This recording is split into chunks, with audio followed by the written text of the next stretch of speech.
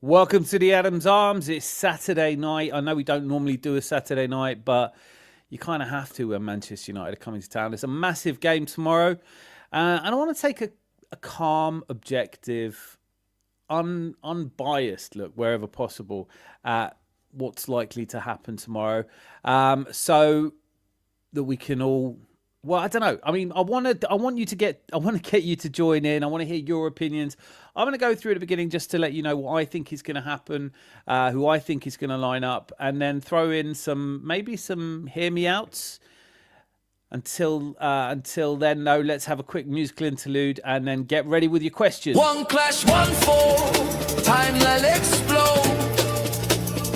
You could feel red blood run cold across the postcode. Got me down bad and the fear get viral. Fans screaming season done like a survival spiral. But breathe, my brother, fear don't lead. North London Warriors built from a stronger queen. Arteta armor defense like granite. We don't melt, this ain't that planet. No panic in the streets of North London. Even when that moment make red blood run cold, we stand strong.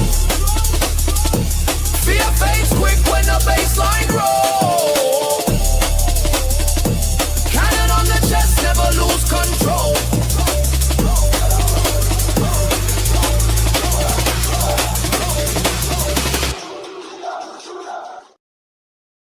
So I don't know how you're feeling about it. Perhaps you're nervous. Perhaps you feel that there is something to the fact that Manchester United fans are so incredibly confident at the moment. Of course, they did beat Manchester City last week, and rather convincingly. But then we managed to beat Inter Milan. So I think hopefully that balances itself out. But I want to take a not frantic, not chest beating, just interested look ahead to tomorrow, because this isn't just about rivalry. This obviously is a rivalry that goes back to the Wenger, Fergie days and probably before. Although I don't really remember it that much until, that sort of when Wenger took over and then us beating them to it in 97, 98. Mark Overmars scoring at Old Trafford, a 10-game winning streak that saw them throw away a 12-point lead at the top, which is another thing that we have to talk about. Look, this isn't going to be one of those title contender sort of situations. This is very much not going to be the season that Man United win the league, and everyone knows that. But they've done really well, and with Michael Carrick, is this the start of a new thing? I mean, will he get a job permanently after that result against City? There's already talk of it. But this isn't just about rivalry. It's about where both clubs actually are right now in the season. So Arsenal are in control of the season. Manchester United are still trying to work out who they are. And I want to take a look and calmly at the likely lineups, the shapes, the key battles that are going to decide this game. And then I'm going to give you a prediction. I'm going to ask you for yours. And we can sort of have a conversation around it there. But let's start with Arsenal, because Mikel Arteta is still a hugely divisive figure. Surprisingly decisive. I think if you didn't know very much about football, you just landed on this planet, and you'd be surprised that a team that has a perfect record in the top tier European competition, a team that's 7 points clear at the top of the table, you'd be surprised their manager gets as much stick as he does, but that's just the nature of things. I do wonder if we did do the quad this season, do you think that some of the Arteta outers would... I want to hear from you. If you are somebody who naturally feels Arteta out, would you change your mind if you want a quad? Is that what it's going to take? Or is he going to have to win back-to-back leagues for the first time since the 30s? If we do go on to win the Premier League, I've said this a few times now, if we go on to win the Premier League, he will be only the third manager in my lifetime to do that. So I'm reserving any full judgment until the end of this season. I think we all should. But whether you love Arteta or you hate him, or you're like many of us in between where you don't really have a strong opinion yet, I think you can agree, we can all agree that he is remarkably consistent. So we know that Arsenal are almost certainly going to line up in a 4-3-3. And it'll become a 3-2-5 in possession. And the likeliest lineup, of course, will have David Raya in goal. We expect Saliba and Gabriel both fit to form that incredible centre-back partnership. But then there are some options. Now, I don't know how true it is. I don't want to raise my hopes, but I do I have heard, I'm sure we all have, that Arsenal are the first fully fit squad of the season, which would be incredible. And we're going to need it for the run-in. And especially at a time where you've got Pep Guardiola saying, give me back my 11 players. Oh, just as an aside, if Pep Guardiola is going to complain about injuries, he probably shouldn't have said at the start of the season he wants a really small squad, because this is part of what you get. But I digress. If the squad is fully fit, it still doesn't mean that everybody's match fit. I am predicting this lineup based more on probably what I would do than necessarily what Mikel Arteta will do. He is consistent, but he does often surprise us. So David Raya in goal, Saliba and Gabriel as a back two. But I'm almost certain he's going to start Ben White at right back. Big reason for that is that Ben White whipping in crosses is far better suited to Gyökeres's game than us having Timber there, who's more inverted. And then I think Timber, so Ben White on the right, Jurriën Timber on the left. Although I am going to talk about this a little bit, because Jurriën Timber, I think he needs a rest. He hasn't had a very good game for a little while, and he hasn't played that well on the left either. So it is a toss-up between Miles Lewis-Skelly and Jurriën Timber. Calafiori is apparently back training and could be fit, but does it seem a bit soon? The midfield, look, you don't have to be a soothsayer to work out that he's going to almost certainly play Zubimendi, Odegaard and Rice. And then up front, Saka on the right, Trossard on the left, I would say, instead of Martinelli. I think, if I'm right, this game opens up in the second half and Martinelli running into space is more likely, especially if we've got a goal lead. And Gyökeres through the middle, not Jesus. They're my predictions. Now, the important thing here isn't the names, it's the kind of relationships. Rice and Zubimendi give Arsenal control. Odegaard is responsible for the rhythm. And what that means is Arsenal don't need to rush games anymore. We kind of own them. United is a very different story. They're likely to line up in a 4-2-3-1. Crucially, they're going to come here to disrupt, not necessarily dominate. I see them... Lehmann's in goal. I've almost forgotten his name. Is Lehmann's? Lehmann's in goal. You'll correct me if I'm wrong. I've totally forgotten. I should have written this down. Dalot, Maguire, Martinez and Shaw, which is not a bad sounding back four. Casemiro in his final season at Manchester United, and Mainu, who's back from the wilderness. Bruno Fernandes in that kind of free player role, which suits him so much better. Ahmad and Dorgu wide, and Buemo leading the line. That's obviously, I'm not 100% sure about any of these. That's how I'd see it. Can they survive Arsenal's control and hurt us in sort of key moments? They're going to sit deeper than most people expect, I would imagine. They're going to look for Fernandes or Fernandes between the lines, and they'll try and turn this into a transitional match because it's an away game, and because, I think there is a healthy amount of respect for Arsenal from most teams we play, unless it's in Europe. Now, the key tactical battles, I think, are going to be the midfield versus a double pivot. This is where I think we're going to win or lose the game. Rice and Zubimendi they don't just win duels, they decide where the game is played. If they can pin Casemiro and Mainu back, Arsenal can pin United's half. If United can disrupt that rhythm early, suddenly the crowd will feel it. I think the crowd hopefully won't be too edgy. There's nothing to be edgy about. But Saka versus Shaw is a huge duel. You'd have to back Saka. What's changed this season is that Arsenal don't rely on just Saka anymore. Trossard drifting inside's had a great season. Timber underlapping, if you can, stretching teams. United can't just double up and hope, basically. But the battle's going to come around set pieces as well. We are one of the most dangerous set-piece teams in the league. Meanwhile, United look a little unsure when balls are delivered with purpose. So one corner, 1 second ball, one moment. The game at Old Trafford was incredibly close and settled in that way. So how do I see it? I think United are going to have moments. I think they always do. But Arsenal right now are calmer, better structured and far more comfortable in tight games. I don't think this is a rout. I don't think it's going to be pure chaos. I think it's going to be control. I need us to be professional, disciplined, and take another step towards something that's starting to feel very real. For me, I have already come out and said I'm sure we're going to win the Premier League, not just because we're playing with calmness and control and a conviction I haven't seen before, but also because, look, let's face it, Man City may well have won today against Wolverhampton Wanderers, but they did it with Haaland on the bench, which I know Pep only did to screw up my Premier League, Fantasy Premier League team. I'm sure a lot of you are feeling the same way. In fact, he came on was even more annoying.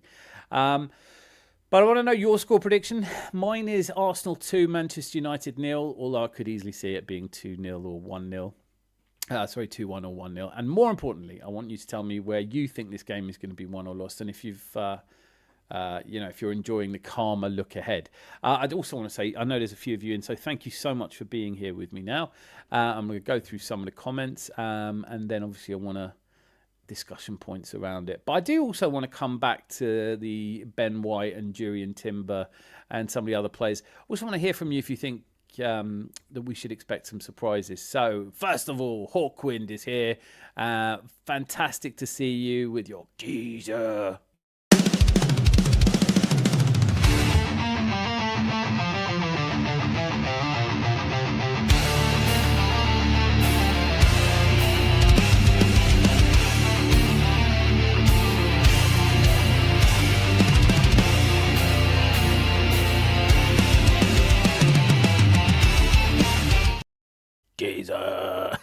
Good to see you, man.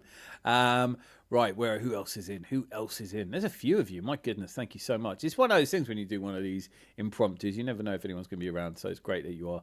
Glazers out. We must go. Maguire, Lissandro, protect. Lenny, Euro, Casemiro back. Lucky Singh, great to see you. Obviously, lots to ask you about how you're feeling about the match tomorrow. And Glazers out fan. Every comment doesn't have to start with Glazers out. I think we get it by now.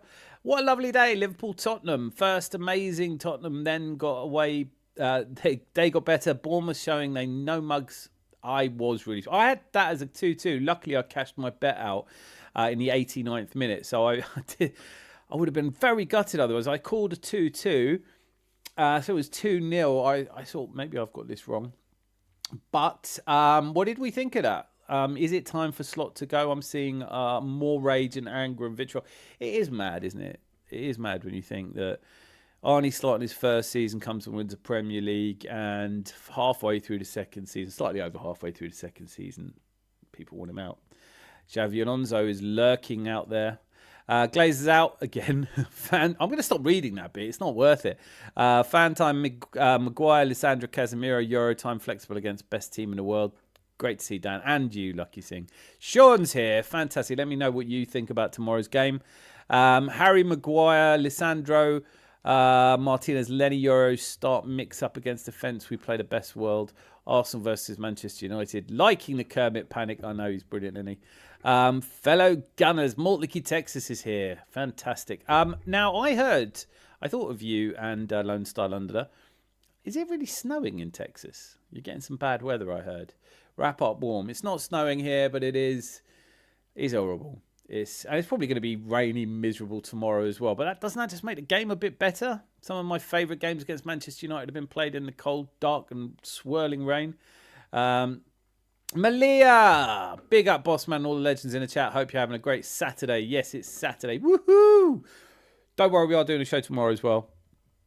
I just wanted to throw this one in there to see who's around tonight so we can discuss this. I'm relatively calm. Like I said, I'm predicting we're going to win. But I do also want to just pause a little bit to discuss where I thought we'd be at this point of the season relative to where we actually are. I'll come back to that. Great to see the panel. Mortlake, Texas says tomorrow is back to the 1990s for the Gunners of a certain age. It is. Feels it. Not used to Manchester United having this much confidence, but it is Man United, isn't it? Like, there are certain Man United fans who are calling it, saying they're going to batter us, that we're not going to be able to do anything with them. It's a bit of a reach, that, for me, isn't it? Because we haven't lost at home yet this season. We've played 30. I'd have to check. Actually, let me check. It's 30-something games this season already without conceding, or without losing at home. No, I'm getting myself all in a twist there. What I meant to say was we've played something like 33 games, only lost twice, and we haven't lost at home. But this one it's always going to feel a little bit special. I never really got into the hating Alex Ferguson, hating Man United, but they did ruin our 90s and early noughties, didn't they? If it hadn't been for them, just think how dominant we would have been. But they were a great side. And Alex Ferguson certainly didn't seem to have to rebuild in the way that Pep Guardiola is. I've always been a massive fan of Pep Guardiola. I've always felt that he's probably the best manager in my lifetime. But the way it's going right now, you have to. It does make Alex Ferguson look so much better, doesn't it? And then there's an emoji. Boy, Dio's here, thank goodness. I think Arsenal fans can be calm. Look at Manchester City. Yeah, I don't see them catching us. But Aston Villa travel away tomorrow to Newcastle. I think they get beaten. But if they don't, I mean, honestly, I think even if they do beat Newcastle tomorrow, and Newcastle having their own problems, I still don't see Aston Villa lasting an entire season. I don't know what could be said anymore. Well, hopefully we'll think of something. But if we don't think of anything to say, we can all have an early night. Not panic, worry too much. Prediction for tomorrow, because I'll probably be asleep when you get there. Look, Malia, just for you, I have already started off by saying who I think is going to be in the lineup, because I know over the last couple of streams we've had a bit of trouble getting that done in a timely fashion. So at least you know who I think is going to be playing. I can't wait to hear who you guys think is playing. I hope he starts Gabriel Jesus up front, Gyökeres to come off the bench. Okay, I don't think he will. Do you? That's hope. So that implies that you don't think he will either. Can you let me know why you think Jesus would be better up front, attacking that defensive setup? I mean, if it's Maguire, he's not fleet of foot, is he? Martinez been out. Neither of them have played a lot of minutes in the last couple of seasons. We're going 4-3-2-1 against best teams in the world like Arsenal. Please don't start Miles Lewis-Skelly. I feel the same, actually, Mort Lucky, Texas. I don't know if I'm being reasonable, though, but Miles Lewis-Skelly's not in form. Ideally, Calafiori would be fit, wouldn't he? In an ideal world, Calafiori would be playing the kind of football he was playing earlier. Timber hasn't had a good game on the left yet, and I genuinely feel like the guy just needs a bit of a rest. I think we've overworked him, and whether he's playing left, right, or centre-back this season, he's playing every match, and I don't think he's had a good match since before the FA Cup.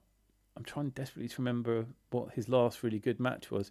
Yes, Timber off the boil, but he has recovery pace against the fast counter-attack team. Yep, and that's an incredibly important point. It depends on how well we let them counter-attack us. But yeah, they certainly showed ability in that department.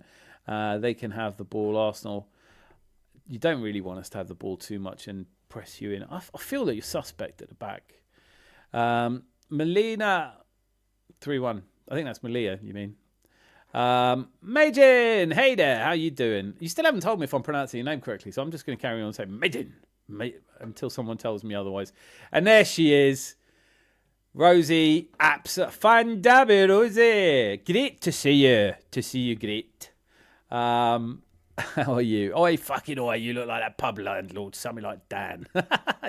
Tis I, Rosie. Melina 2-1. Everyone's saying Melina. Is Melina here? I didn't see her. Did Arnie Slot get sacked? I'm glad you asked that question. It's not just me then. I don't think so. But I've seen about 5 streams all saying Slot sacked. Do you think it's time? I mean, would you sack him now? Is it? Surely we can wait till the end of the season. I don't know what good it would do them. Obviously, they still have to play in Europe, and he's done really well in Europe so far. I just don't know if I think he should be sacked. There's that. Mortley Texas talent is in the house. Exactly. Alessandro Martinez will allow you either Lenny Yoro or Harry Maguire fullback and centre-back. I don't think so. But you know more about Man United than I do. Right. So what else we got here? There's a lot of you talking to each other. Hey, superstar, and so forth. Against the best sides like Arsenal. Martinez, red card for his Napoleon complex. Do you think? I don't think there'll be a red card tomorrow. I think we'll be calm enough. I haven't said it yet, but I'm also. It is worth pointing out that we have not scored in our last 2 Premier League games. We haven't conceded one either. But after Forest and Liverpool, we do need a result here because, well, Man City are only 4 points behind us. Of course, we want to extend that back out to 7. Man City got some really tricky games coming up. Tottenham and Liverpool. I say tricky games, Tottenham and Liverpool. They're tricky games for City. maybe they will be playing Liverpool without a manager. There he is, Anthony dipped in Sherbet Herbert. We is big arms, blue Savannah eyes, Gert Lush, Earth Ernie Vader. I'm going to leave it at that. I'm not going to add any more to your name, but it's getting a bit long, isn't it?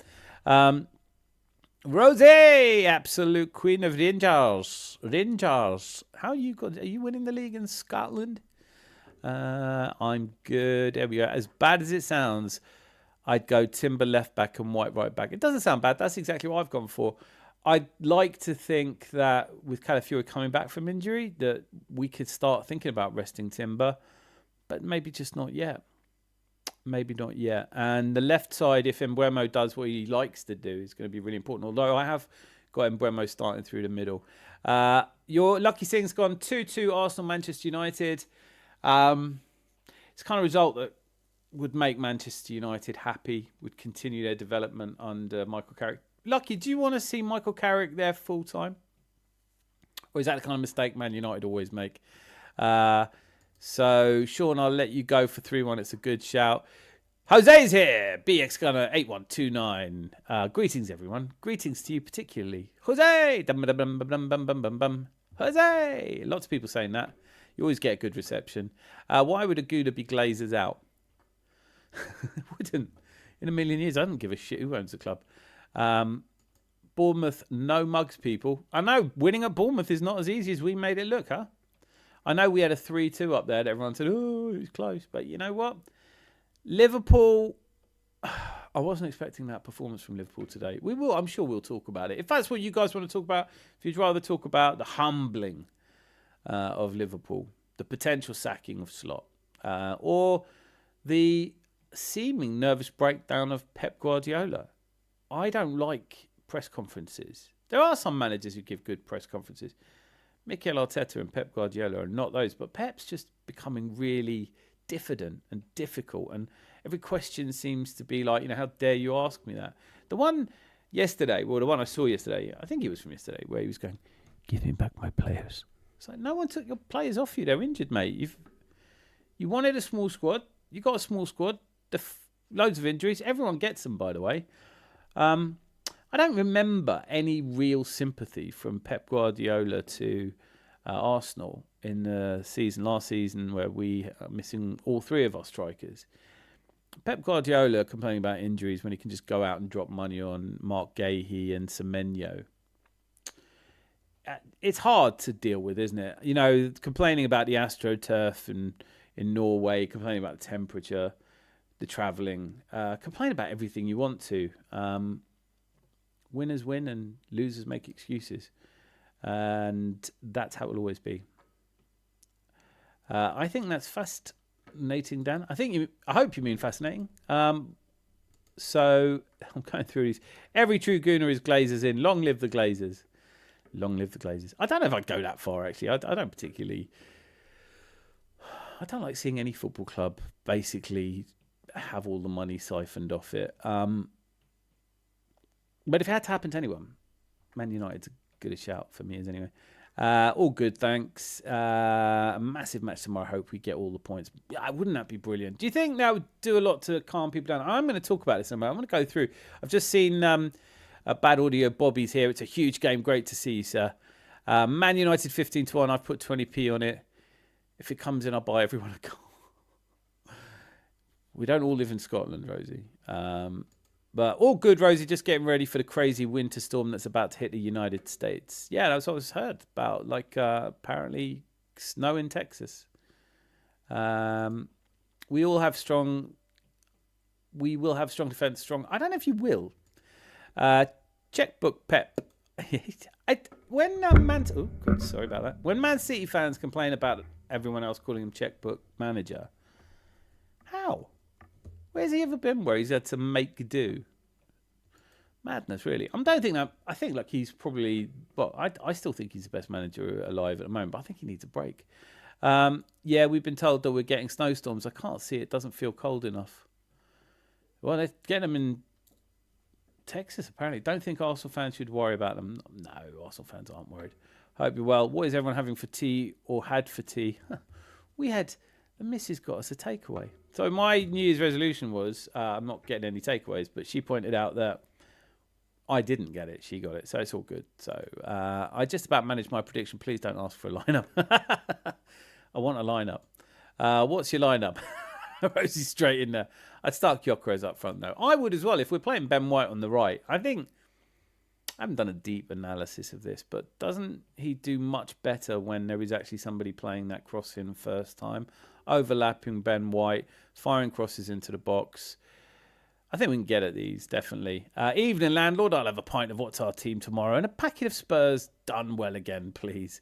Now that there's a few of you here that sometimes join me, please do feel free to get involved up here. I'm going to try and keep this stream under 2 hours today for a simple reason that I can clip it then, and AI can clip it, and I don't have to spend ages editing anything. Jesus will make a clunky defence nervous. He's looking nimble and may attract some agricultural challenges. I think Man United want us to start Gyökeres. I think that's going to be one of the central debates, isn't it? That's one of the key debates between all of us, who you start up front. I have opted for Gyökeres. Again, just as I was touching on there, because of Ben White, because I think he'll play well against Man United. And I think you have some confidence after scoring what was a very good goal against Inter Milan. I'm starting Gyökeres. Jose joins me in starting Gyökeres. Zanzi, hope you're well. For a guy who had an ACL injury in recent past, we need to be careful how hard we work Timber. That's a good point. He's already done 2,500 minutes. So as much as I'd agree with you, it doesn't feel like anyone else is agreeing. Well, it doesn't feel like Mikel Arteta is taking that into consideration. I've just been looking at Timber's performances, and I really love him. I think he was arguably, certainly a lot of people's player of the season last year, wasn't he? But there is a point where you do just have to, that you're going to at some point need to give him a rest, surely. And for me, it's been a while. He had a really bad game against Inter. I know he never lets us down, but it wasn't great. And I feel like that just came after a long period of just wanting a bit of a break. So I don't know if you can rest him for this game. I think that's the other thing. There's just too many important games coming up. Majin says I'd start Jesus. 100% Man United will look to break on counters, and Jesus allows us to hold on to the ball a lot better. Bring on Yok 60 or 70 minutes in a game when the lines get stretched. It's going to be one of those two, isn't it? I tell you what, I've said I'll start Gyökeres. I'm on the fence. Feel free to come on and change my mind. Ryan, the Arsenal fan. Great to see you. Yeah, I like Odegaard, but again, like Timber, he had a couple of really good games. It looked impressive. So the problem I think here is, and Nwaneri, by the way, it is worth mentioning Nwaneri's debut for Marseille. Scores goal. I haven't seen it yet. I've heard it's a good one. But he played first 30 minutes and he's scoring. So what do we let him go for? We could have played him tomorrow. I don't think Eze is playing well enough to step in for Odegaard. I don't think he's going to mess with it. I think it is Zubimendi, Odegaard, Rice in that midfield. And I think we'll win the midfield battle with that midfield. Nah, Dan, don't you know City are going to win 10 on the bounce now? That's what they do. Yeah, that is what they do. Starting with a glorious 3 points, having only got 3 points from their last 12 available in the Premier League. Now they've beaten the mighty Wolverhampton Wanderers. Didn't see the match. Did predict 2 goals in the first half. Only just came in as a bet. And then nothing else. And then they brought Haaland on just to really screw with my fantasy Premier League. Malia, Queen of Tea, I'll get the kettle on. Contrary to popular belief, but a player is actually stronger now post ACL MCL injury because the way doctors reattach the ligament is actually far stronger than how the body does it naturally. All right, Major, I'm not qualified to agree or disagree with you. They said that about hamstrings. They said that now that Bukayo Saka's had the operation on his hamstring, it'll be stronger than ever. And I sort of took that on board and I believed it because I am like that. I tend to be trusting. And then I heard some of the Gluminati talking about what kind of an idiot would believe that something gets stronger after surgery. So now I really don't know. The way you presented that information sounds like you might know. So I'm going to take your word for it. But generally speaking, I'm not sure. Listen, if you're basing on Jurien Timber, he does look like he's made out of steel, doesn't he? So maybe it's true. Who between Thomas Frank and our Slot gets sacked first? I think if one of those gets sacked, it's got to be Slot first, isn't it? Which is ridiculous. But I don't know what Tottenham fans want, really. I don't care what they want. But if you do sack Thomas the Frank Engine, who the hell's going in? Are you bringing Ange back or Pochettino? I don't know. I don't know. Anyway, so let's see. So if we lose to United, are we going to have to pretend the sky's falling? Boy, Tendia, brilliant. I really want to talk about this. I'm just going to bring on Zanzi in a moment. But the key thing I want to talk about is how I saw this season panning out. Because I'd anticipated that we'd have meltdowns in the fan base around the 20th of October, where we lose our third game, and it didn't happen. And it didn't happen because we've done considerably better than I forecast, than most of us forecast. We've done 28% better than we would have done if you took the mean average of the fixtures we've had over the last 5 seasons. So we have overperformed, which has meant that the fan meltdowns haven't really happened. But I anticipated that by around the 20th of December, it was going to be it was going to be really difficult for Mikel Arteta to survive. Obviously, I've been completely wrong. I anticipated Liverpool would be 11 points clear of us. Clearly, I didn't anticipate what's happened to Liverpool. Hindsight is 2020. You can kind of see why it's happened now, but I didn't predict it. With the transfer window they had. So we have done much better. But I do think, to your point here, I think that if we lose tomorrow, the meltdowns will start. Because a lot of people are very jittery. They've not lived through a title race, and so every dropped point is a flap. It's a crazy flap. And I did a video on this yesterday, was it yesterday or the day before, where I pointed out that what winning the league actually looks like. We might get away with 78 points being enough.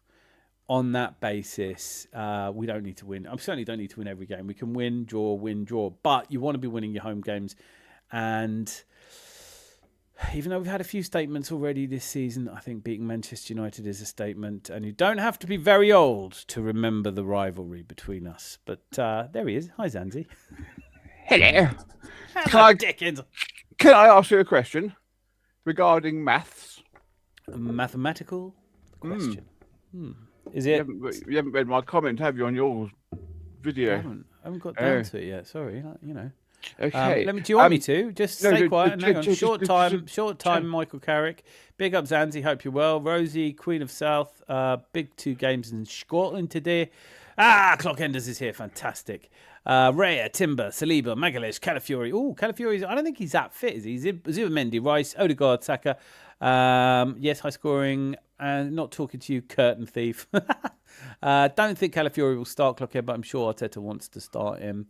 Zanzi's not my fault, blah, blah, blah, blah, blah, blah, blah. Right. Boyton Dia says City have so much money, they could make one of their training pitches an AstroTurf, and they wouldn't have had a reason to complain out of. They'd have to find something else to complain about, though.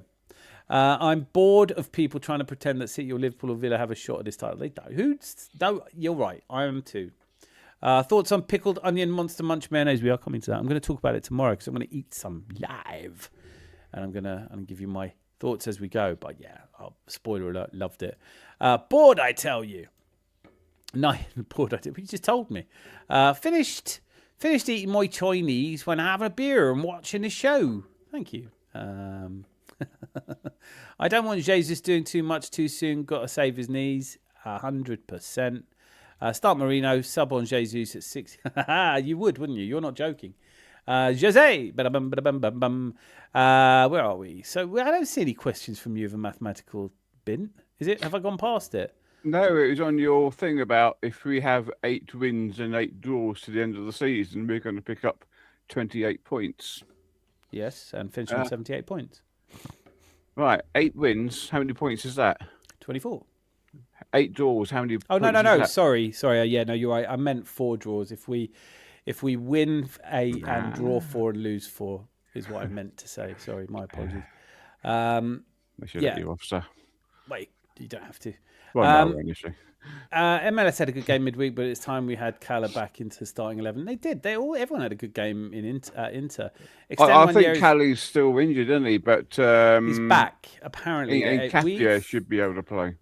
That's what I heard. Yeah, but they're both kind of just back, aren't they? By the way, today's unofficial sponsors. I got given some cider for Christmas, and I'm not really a cider drinker. But there you go.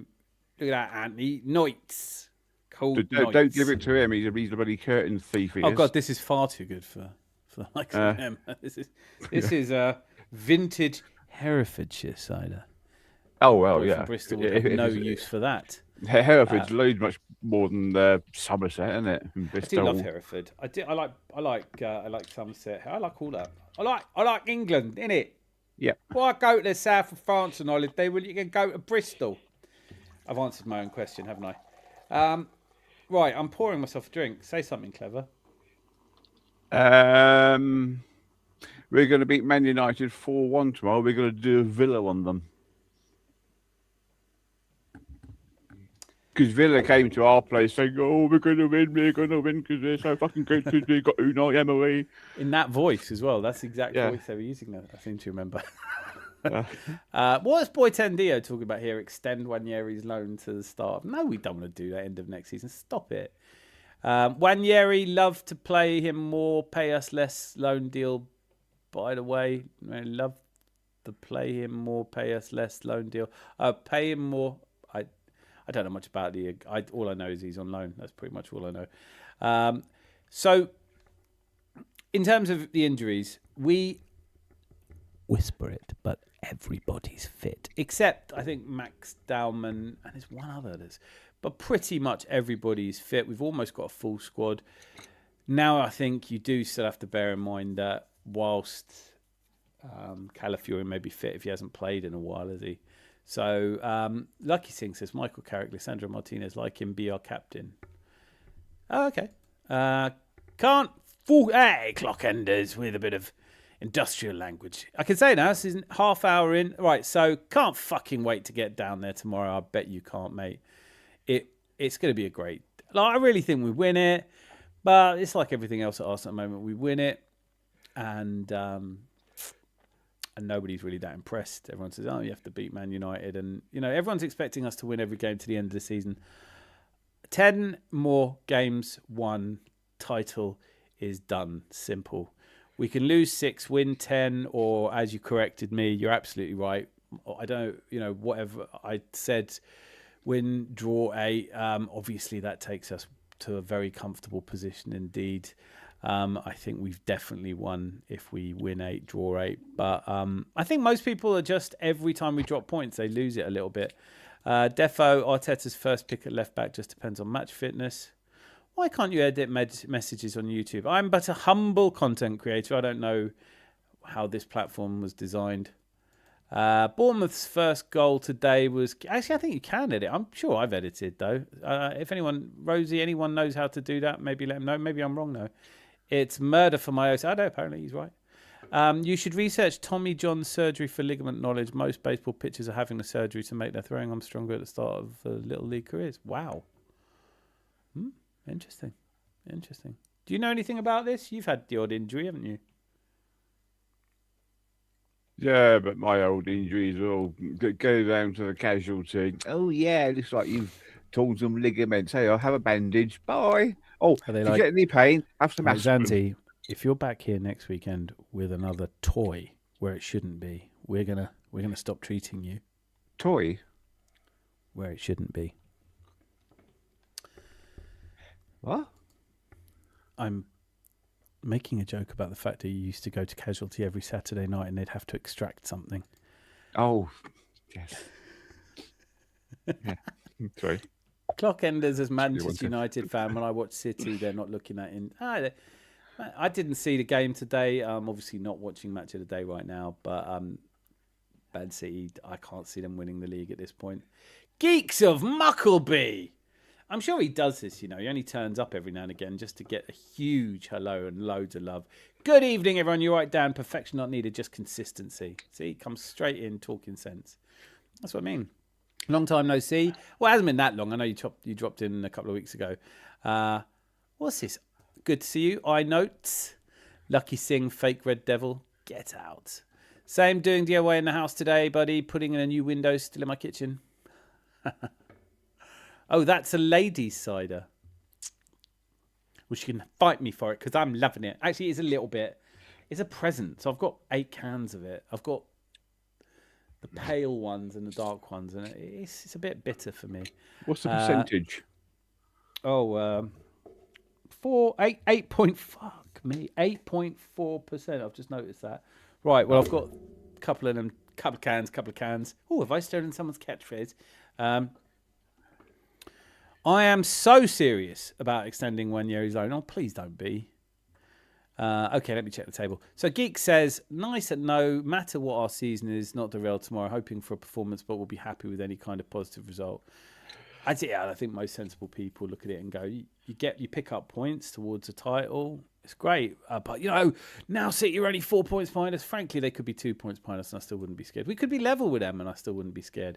They've got some big games coming up. I think we could be I think we'll probably be about 6 points clear when we play them at the Etihad, and that's enough, isn't it? No editing live chat because it's live. Right. Oh, that makes perfect sense. Clock Enders, you can edit comments because they're comments. That's what I've been doing. Thank you. Also, I just want to say, I haven't looked at the subs since we started, but guys, we've reached 2,026 subs a year. The first time in the channel's history, we have as many subs as there are years in the calendar. Massive thank you to all of you. That means we're in uncharted territory now. I haven't looked. I'm scared to look. Lofty Heights, but thank you to all of you who've subscribed. It makes a huge difference. And if you haven't, what on earth is wrong with you? Okay, HH8377. Research gematria when your wives on sports, then your views on sports will change. Yep, okay, definitely will do. Just to be clear, I don't really have any views on sports science or fitness or I don't know anything about science really. So I am ready to take your guys' opinion for it. And there's got to be something to it because Jurian Timber had the ACL and he's been back and he's played almost every minute since. So he's obviously... But in terms of fatigue, I don't think it's always muscular or physical even. I think sometimes it's mental. Boy 10 is just saying the plot to Rookie of the Year. You've had an injury, Zanji, during the armed conflict of 1939 to 45. He was too old for that conflict. He wasn't... It is the Boer War, actually. Yes. Bloody Zulus. Don't please. Yeah. Sorry for the in-season transfer gossip, but if we in for Alvarez, then who's on their way out? Well, we're not in for him until summer. And I think most people think Gabby Jesus will be gone by then. Do you think we'll get him? I'd dare to dream. Dare to dream. I mean, did you see the release clause? I think the official release. You know what? In Spain, they have to put a release clause, so you get these absurd 1 billion.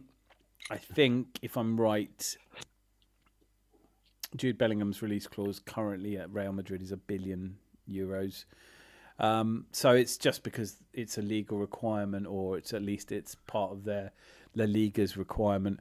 But on that note, Julian Alvarez's release figure is supposedly €500 million. So if they don't want to sell him, I don't think we're going to activate the release clause. But I have been sent things that consistently say that Andrea Berta has had a really good and positive conversation with him. And it's not completely impossible, is it? He wants to come back to the Premier League. He's not going to City. He wants to win things. I think we look attractive to players who want to win things in the Premier League. And he hasn't won anything at Atletico. So it's not impossible. Guys, let me know. Obviously, I'm assuming there isn't anyone among us who wouldn't jump at the chance to sign him. He's an incredible player. And I really wanted us to be in for him when he went to Atletico. But I don't think Man City, after selling us Zinchenko and Jesus, were ever going to sell us another player. Not once we started competing with them. What are your thoughts, Anzi? Well, if he came, it'd be fantastic. But there's also talk that possibly Rodrigo may be coming over this way as well, which means you'd have to sell half the team. I'm not sure. Listen, if Jesus and Rodrigo would be enough for the summer transfers for me. I wouldn't even argue we need a right back. I'd say I'll play right back. Doesn't matter. But let me know in the comments if any of you don't want to sign Julian Alvarez, because he's got everything. I mean, for me, what I like watching him, and bear in mind, I don't really know. I don't have a coach's eye or a scout's eye. But what I really like about him is how quickly he gets the ball towards the goal. It's a bit like Ethan Nwaneri. I really, really, really want us to sign him, but I just don't know if it doesn't really feel like the sort of thing we're going to do. But then this summer, we're not going to have to buy a lot of players, are we? So 100 million is not beyond the realms of possibility. I've heard that quoted quite a lot. I just don't see why Atletico Madrid would sanction the sale of a player they bought for 80 million for 100 million when he's as good as that and he's such a cornerstone of their team. I don't know. I think a draw will be fine. Yeah, but you're a Man United fan. You'd be grateful for a draw, no? He can play anywhere across the front. He did play anywhere across the front for Pep. I quite like him. I don't know if I'd think of him as an out-and-out striker. Let me know where you'd play him. I think as a 10, you could see him doing really well. He did play false 9. He played lots of different positions, and he was incredible for City in their last title win. Draw, and we'll give lead to the top of the table. We must go for the jugular. Einar Jandrop, great to see you, sir. 26 people watching. 14 likes. Press that like button, people. If not for Dan, do it for the cider. Happy Gert Lush. Thank you for that. Hit the likes. It's the thing you do, isn't it? Do we have to subscribe as well? Let's do that. No, you don't have to subscribe. You don't have to do anything. It's free content. You don't have to do anything. Is Man City's second team attack better than Arsenal's first team? No. Hi, Andito. Who's their second? Oh, because it's interesting. Omar Mamouche hasn't. Rosie Mamouche. Mamushka. Yeah. Every time I hear a Katike, I think of the. Anyway, no, I don't think that City's second string is better than our second string. I think that's why they're 4 points behind us, having played a game more. Long time no see, though. Very well met. Hail, traveller, well met. Save a puppy, press the like button. Save a puppy from me. Hi, Rosie. Realise clauses. Strange. He can... Clock enders. Or you've put click enders. I like that, though.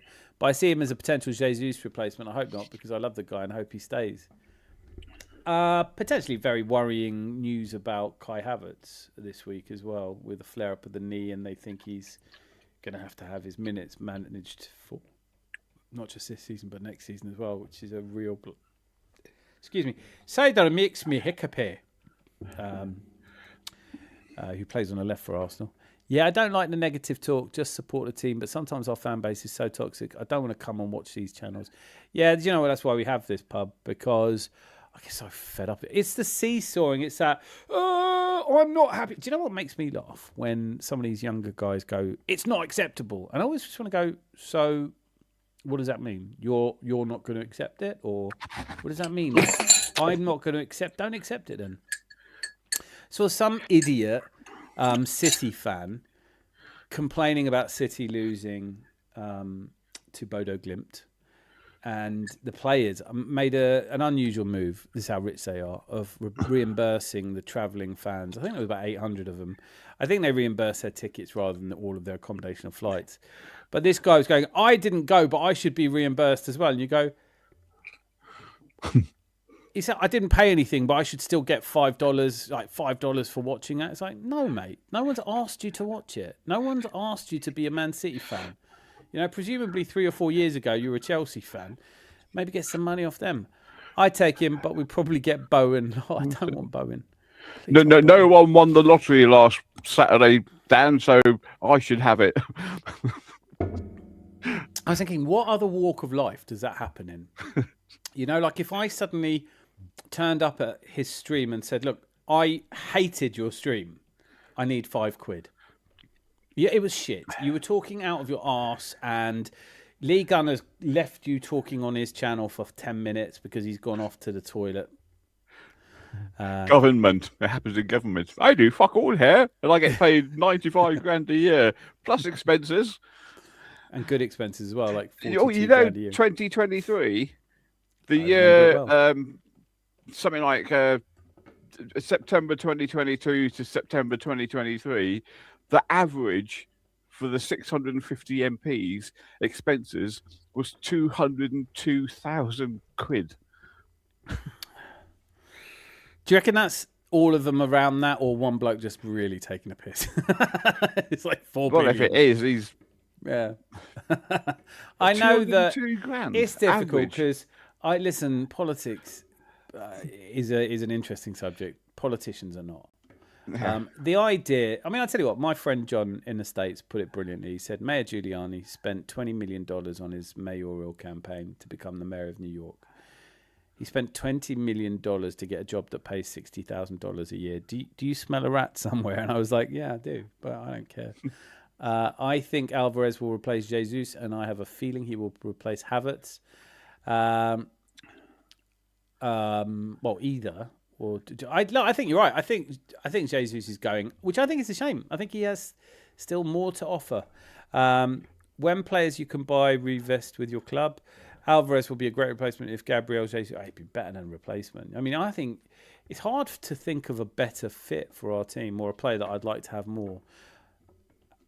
But I don't want to spend too much on any one player, because as soon as you spend over 100 million, it almost means that they're definitely going to be flops, no? It's funny, he actually looks like an Arsenal player, if you know what I mean. When he left City, I was like, yeah, I really want this guy. But we kind of knew it wasn't going to happen. Reality, I don't know. I'm, it's January, so there's so much to think about. We're in 4 competitions. It's the business end of 4 competitions as well. We are starting, we're through to the last 16 of the Champions League. We're through to the semi-finals. Looks very strong, like we'll be going to the final for the League Cup. We've got Wigan in the, I just think there's so much. I remember this time last year when it wasn't quite as positive and we found out Zubamendi was coming, and that didn't inspire me. So until he's holding the shirt up, I'm not really going to buy this one. Alvarez will be a false 9. I think that's the best position I saw him play for Man City. Rosie's put don't waste a trip. Normally on a Saturday, but it's tomorrow, isn't it, Gary? If he pops in, we'll ask him. Don't harass him about his curtains for a bit, Zanzi. I'm not. I've got to. Thanks for the picture, by the way. I know. I knew you'd like that. Here we go. Singing do da dee dee dee dee dum diddy do. Scoring goals for Arsenal's what he's gonna do. Looks good. He looks fine. Gabby Jesus on my mind, turning water into wine. He's the Arsenal number 9, singing do what did. I love our chants. I do love some of our chants. I try and do them justice up here, Clockenders, till you come on. Jesus off the bench to stick the knife in again. Yes. Hope you're right. Get the likes up, people, or get kicked out of the pub. You guys are militant. It's free, man. Like, everyone's allowed. And Ekatike, you say, yeah. And Babushka, yeah. Rosie, every time I hear his name, I think of you and I think of Ekatike, you and I know. Clockenders, what new player would like to club to sign Julian Alvarez? Great option, sell Havertz. And I think it's been hard to sell Havertz if he has got this long-term injury problem. And that one is Queen of Arsenal. Definitely, if you are not, I'm sure you must all be subscribed to Gary and Melina, surely. If you're tired of the toxicity in Arsenal's fan base, come here to this channel. Thank you, Boy Tendia. I really, the most toxic. What's he gonna say? Most toxic thing you might find in this channel is an unpopular food take. that's you. That's you. That is with your banana and bacon on pizza. Last couple of summers have shown that keeping a player who wants to leave can cost you money. Who are you thinking of specifically? I do agree with you, but who are you thinking of specifically? And can I just take this moment to say to Durham Leopard, you are an absolute hero of mine. You have been a real supporter of this channel for years now. So thank you. And you too, Jason Blackshaw on Facebook, Zuckerberg Captives. We are streaming on Facebook Live as well. Although I haven't personally been on Facebook in probably about 3 months. I think an early goal tomorrow can set a high tempo. I very much agree with you. Do you think it's going to happen that way, though? Here we go. I think it'll be 3-2 tomorrow. Entertaining and edgy. Come on, you Gunners. Do you think they'll score twice? There he is. Half volley, 1886. Good evening, landlord. Good player, but not keen on Alvarez. Too small and will force us to play a certain way. Wow. I completely disagree. One of us has to be right. It's not always me, sadly. I'd take him. Ferran Torres or Oyazabal. All Spanish, so very likely. Great to see a referee stick with his decision after VAR questions it today. Agree with his decision too. Didn't see the match. I was betting on it, so I watched the score go up and down. I'll have to make a decision. Does anyone else see it? Anyone else have an opinion on that? But absolutely, I think from the tenor of what you're saying, he was asked to go and change his decision and he didn't, and that is too rare. It happens too rarely. What happened? I don't know. There was a VAR decision for a penalty, I think.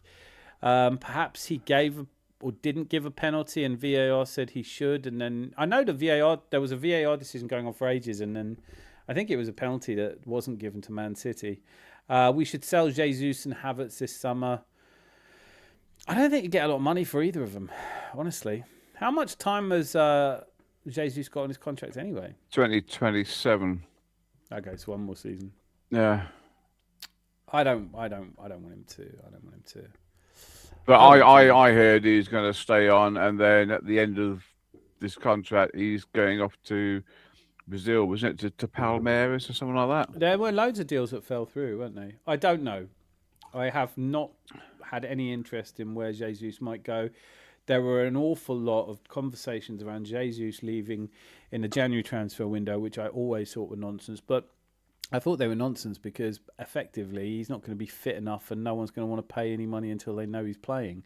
He has come back. He has started scoring. And on that basis, I don't want to sell him. I don't think anyone does. And Arteta's been pretty bolshy about it, said that he's not going anywhere. Nardan, bacon and banana pizza is excellent, but that's not the toxic one. It's Rosie hating avocados. That's definitely toxic.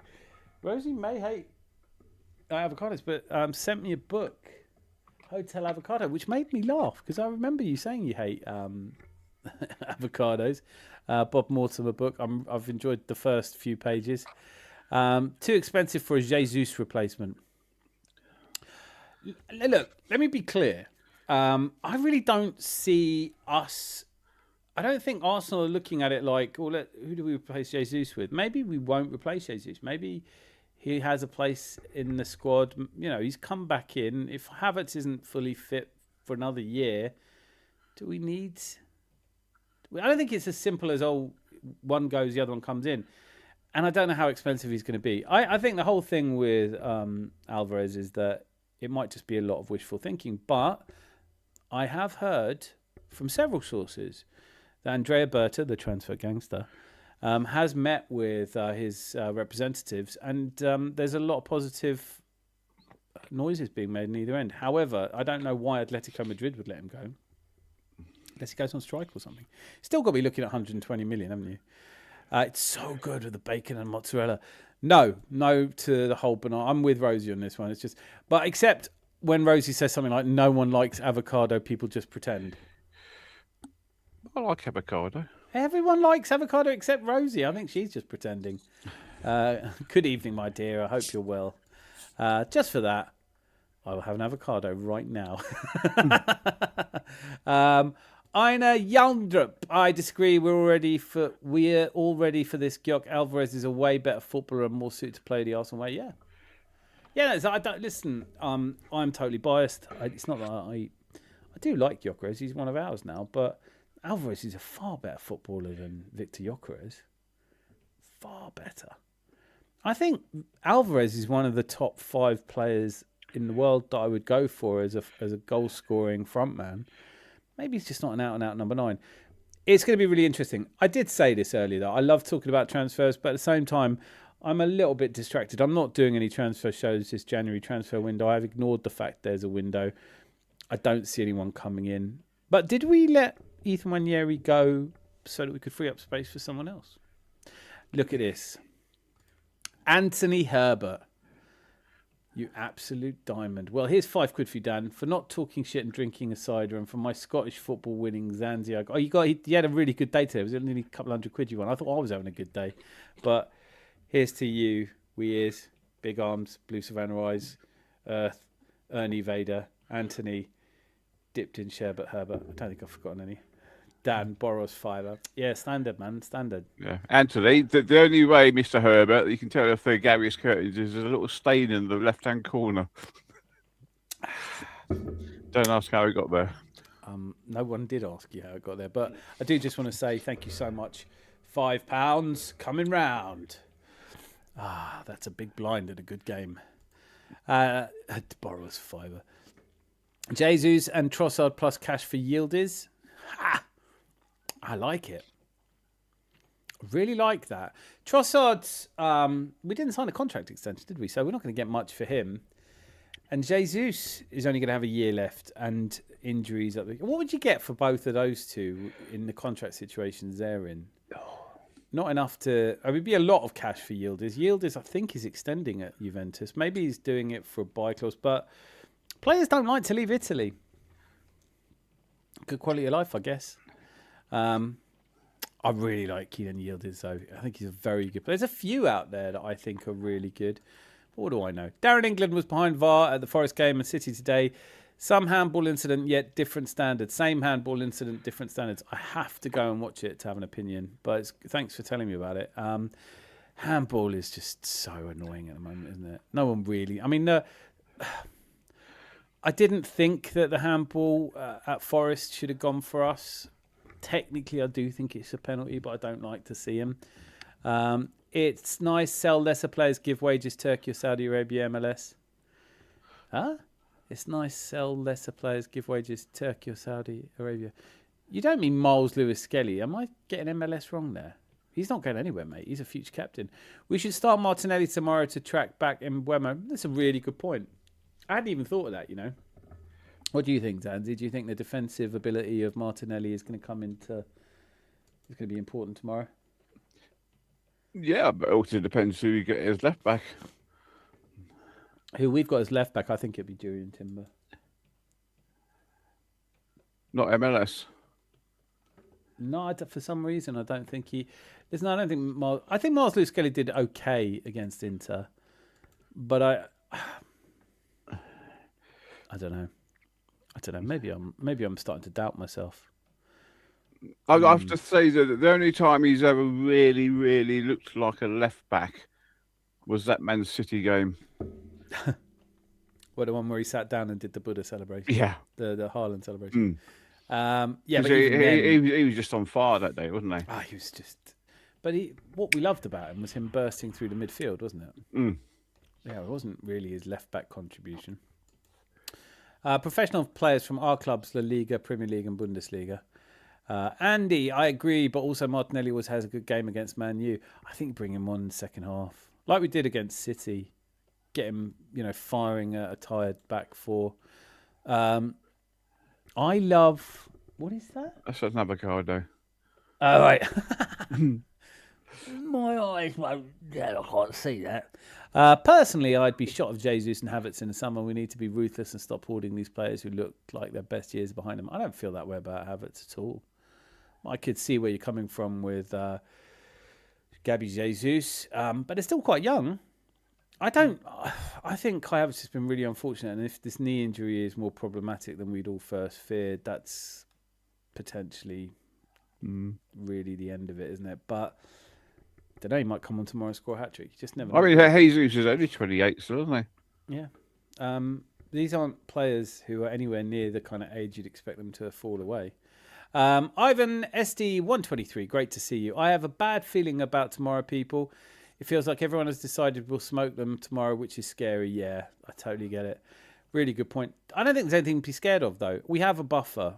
Unless you mean you're scared that it'll be a draw. I'm so frustrated with elements of our fan base that just melt down at everything. They're going to be upset if it's a draw, and you kind of go, why? Obviously, it depends on the game, doesn't it? But I am a little concerned that we haven't scored in 180 minutes of Premier League football against Liverpool. at home and Forest away. But up until then, I don't think we'd gone. I think up until then we'd gone one Premier League game without scoring. Now we've done twice in a row. I don't know though. Atletico will let Alvarez go because of the money. What money? They spent 80 million on him, and we're offering 100 million. I don't think there's a lot of money in that. 20 million for your best player? Nah. Kai's 26, best years to come. I agree with you, but it's just this injury now, isn't it?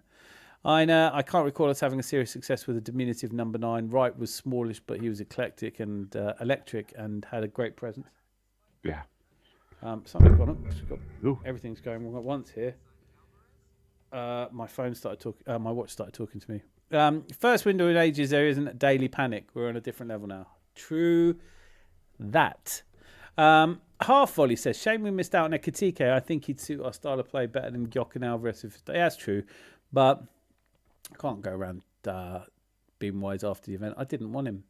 I watched him in Germany a lot. I thought he looked really good, but he's a bit selfish, and I still don't think he's that brilliant. But he has been the only signing of Liverpool's that's really done anything. Kirkes looked so shit today. At Bournemouth as well.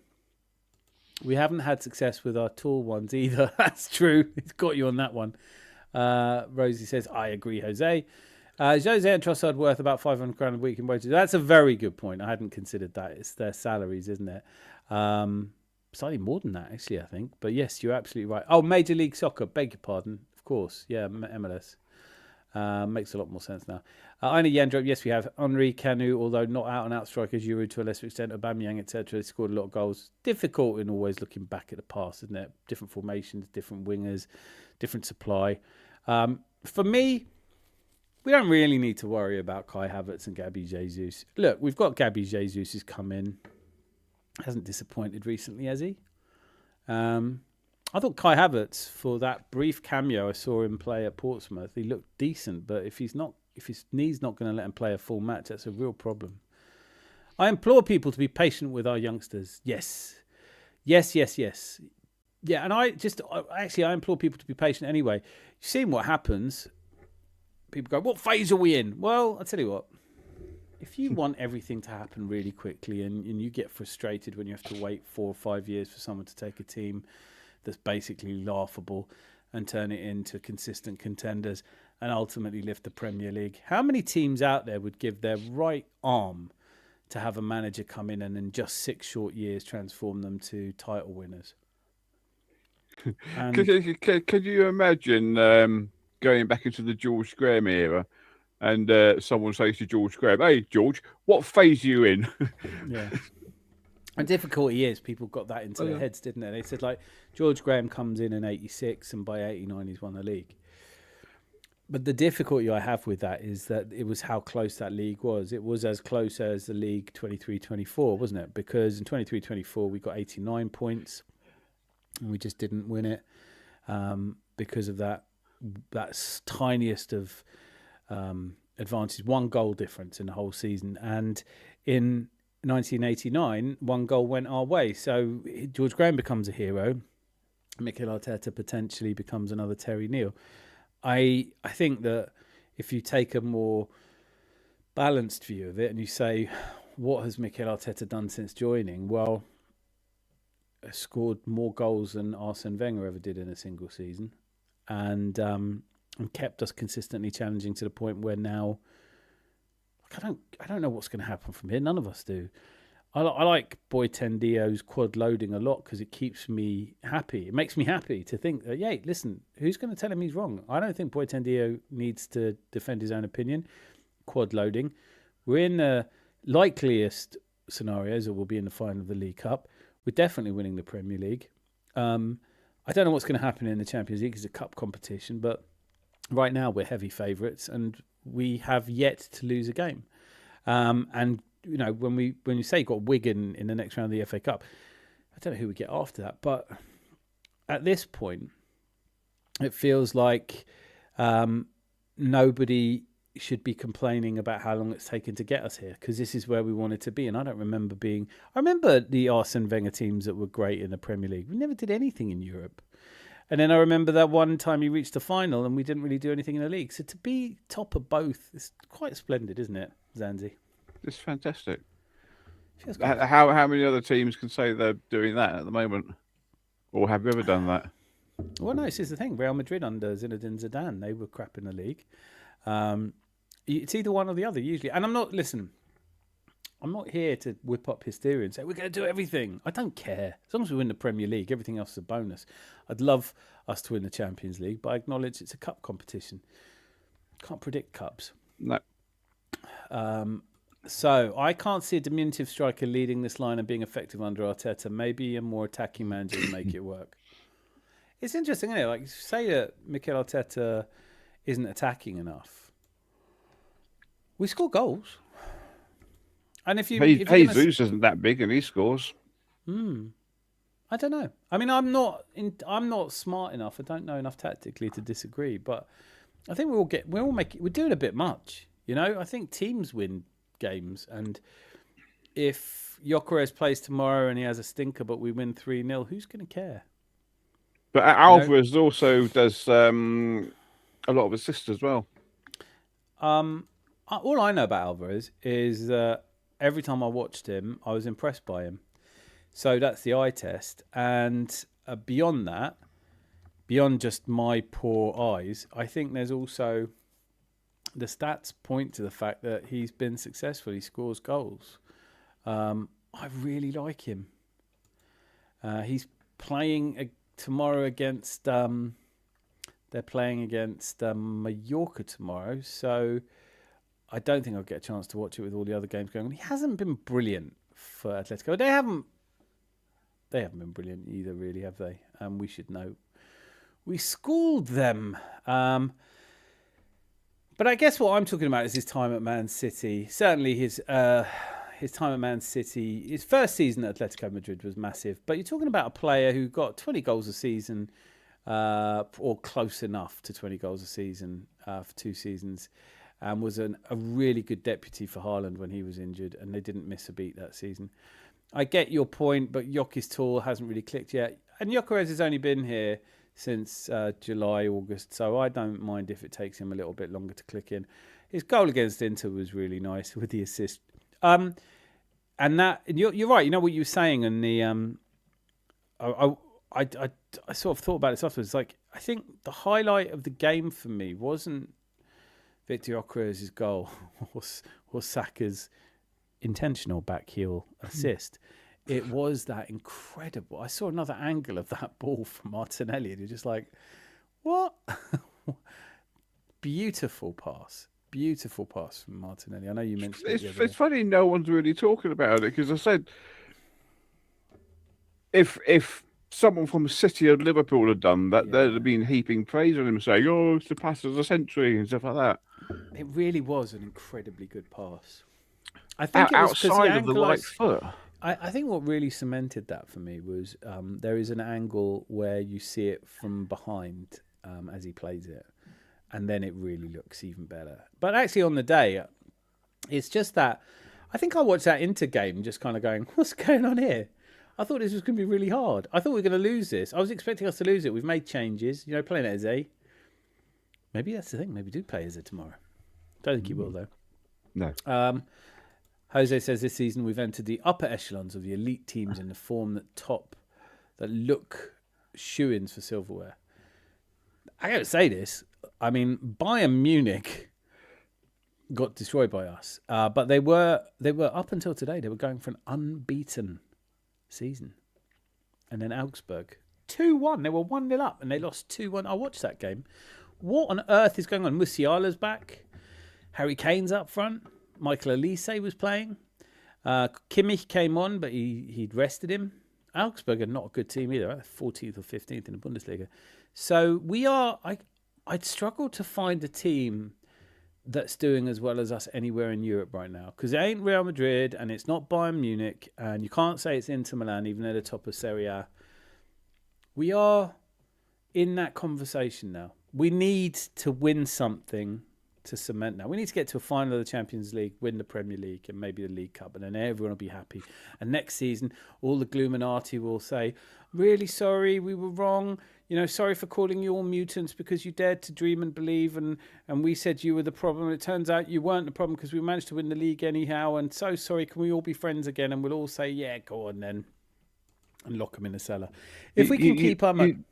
So I was going to say, we've beaten one of the best teams in Spain recently, i.e. Milan. We've beaten the top team in Italy.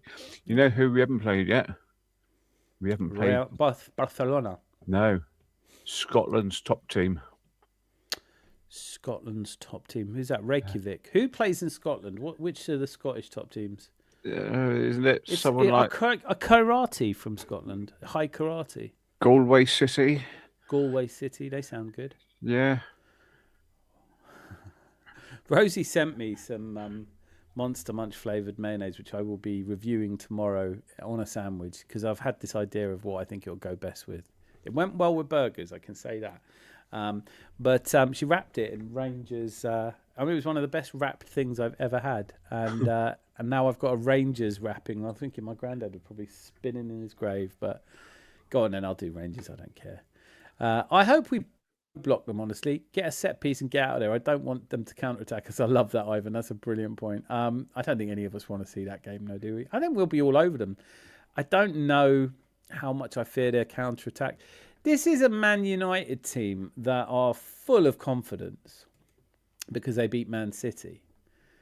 And they weren't the first team to beat Man City. And I was thinking about this, it's tough to face a team that's that much confidence. And I was thinking, yeah, but we're pretty confident. We just beat Inter Milan away. I think for confidence, we're both there, aren't we? I think we're both in the race. Fair enough, they beat Man City, but before that, they got beaten at home by Brighton, drew with Burnley, drew away to Leeds. They drew at home to Wolves. I know this is a new manager, but I don't think we should be frightened of him. Looking back now, was Kai Havertz really worth 65 million? I admit I was never convinced on spending that amount of money on him. It's difficult for me, Malt Licky, Texas, because I was really opposed to the transfer. Really didn't want him. He's kind of won me over, and now is the injury. So I could, even as somebody who thinks highly of Kai Havertz, I could question whether we're ever going to get the value for 65 million. But I'm glad we bought him. On reflection, maybe it's get in the comments, maybe I'll do a poll on it. Kai Havertz, yeah or nay? Gyok is a low touch, high output striker, a bit like Giroud without the aerial threat. I don't see a similarity between. I mean, on that basis, let's say you're saying he's low touch, high output. Giroud was just classy though, but just wasn't what we needed at the time in a team that wasn't really motivated enough. Look, if it was a straight swap, if we could bring in Julian Alvarez right now and get rid of Gyok, I'd be doing it. But I never wanted Gyok. I just like him now because he's ours, and that's how it is. Champions League winner, young Premier experience. He was worth the 65 million. I don't feel like 65 million is a lot. I mean, look what they paid for Omar Marmoush. And I know he scored today, but let's be honest, he's probably on his way out, isn't he? Your watch started talking to you. Is that Kit, the car from Night Rider? No, it's not. It's probably saying something like, stop eating so much bloody chips. It reads my heart rate. I hope that isn't it telling me I need to go to emergency. No, I'm all right, apparently. Man United backline has lesser high average. Look, I'd say this. I know you're not wrong about Martinez, but he does get up for, he does. We nearly signed him. Didn't we? Who? Lisandro Martinez. The diminutive Man City left-sided centre-back. We did. And I think the first game we played him, he won a really colossal header. And I was thinking, how's he getting up for this? He's a good player. Look, Man United have consistently been less than the sum of their parts, haven't they? Half volley, 1886, basically a very limited tall striker then. Majin, has Havertz been worth 65 million to Arsenal? Everything's an evolution, though. I don't really like these conversations because it's like Can I prove it? I think his contribution, his teamwork, the way we are where we are because of each player. And I don't know how else to put it. On balance, I still don't know what's going to happen to Kai Havertz. I have been frightened a little bit by the news about a flare-up on his knee and them having to manage load and minutes. And these days, it's rare that a player has an out-and-out career-limiting injury, especially at his young age. But what if it is? Then I can't really see how anyone would say 65 million was worth it. But every transfer is a gamble. Look at Liverpool. I didn't think Florian Wirtz was a gamble. I didn't think Alexander Isak was a gamble. I didn't think Kirkes was a gamble, but you just never know, do you? So I think 65 million. I didn't want us to sign him. It's not that much money. Zan, did you have any particular thoughts on this? Well, what I was saying about the depth is the sum of the isn't the sum of the parts. It's what they I can't remember what it is. But no, yeah. I mean, you say is the Arsenal squad worth it because we haven't won anything? Yeah, I don't know, man. I don't know. I just, for me, I think I like Kai Havertz and I like Zubimendi and I like Odegaard, and that seems to put me in a bit of a minority, and I'm not sure why. But I could be wrong. Frankly, I don't really care. If we win the Premier League this season, I'm going to say, well, part of it was that we were in and around the conversation because of Kai Havertz. And let's say this. Let's say Kai Havertz comes in and... I mean, was Kai Havertz worth it to Chelsea, you know? They spent about the same bringing him in. And he was, you know, 3 or 4... Tuchel, Lampard and Potter all played him in different positions. And he ended up winning the Champions League. He was the player that won them Champions League. I don't know. Is that worth it? Ultimately, you have to pay something for players. I don't think we got totally rinsed on Kai Havertz, but I also don't have a good answer to that question. So I have to admit that if you say you don't think he was worth 65 million, I haven't really got anything to say that will change your mind. Hey there, Makuzi, 1057. Hey there, hope you're well in the chat, having a great day, night. Come on, you Gunners. Great to see you, mate. This is the quote I was trying to think of. It's the whole is greater than the sum of the parts. So if you add all the parts together, it's good, but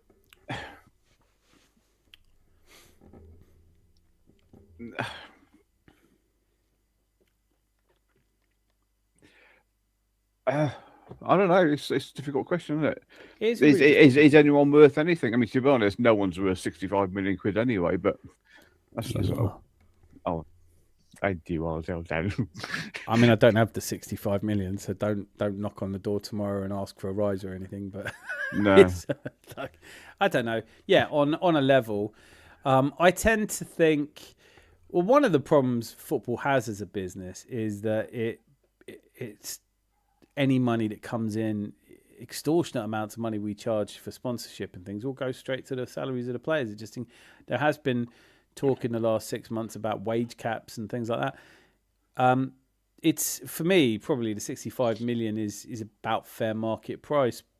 The 300 grand, I'm not sure his salary ever felt good to me, but I don't make these decisions. And in the end, who really gives a shit what Real Madrid spend on salaries if they're winning Champions Leagues and domestic leagues and you know, Man City? It's only ever an issue for the opposition fans who can't afford it. Yeah, I honestly don't think that the Real Madrid fans is thinking, oh, they're paying too much money for our players, but we keep on winning. No. As soon as you win a league, no one gives a shit what you're earning. It's when you come second or third, you know, when angry people shouting, oh, it's not worth that much. Because no one is really. I mean, your point's fair, isn't it? I mean, surely, if you looked at it, Erling Haaland's on $500,000 a week. I don't think there's a single neurosurgeon in the world earning that. And if push comes to shove, I'd rather have a neurosurgeon than Erling Haaland standing over me with a scalpel. What does it say about the Prem versus the Champions League that Arteta started Mosquera and MLS at the San Siro? Would he have done that same in the Premier League? No, but I think that's a moot point, because if we'd gotten soundly beaten at the San Siro, we're still through to the last 16. So it's a dead rubber. I think it would be like saying, what does it say about the Premier League if 2 games after we've won the Premier League, he plays Mosquera and Hincapié instead of Gabriel Silva? I think at a certain point, he has intelligently rotated players. Maybe Arteta doesn't quite rotate players as much as some would like. I think he's getting better, though. But yeah, no, I don't think it says a lot about the relative values. Now, had it been the first game of the Champions League, I don't think he would have done.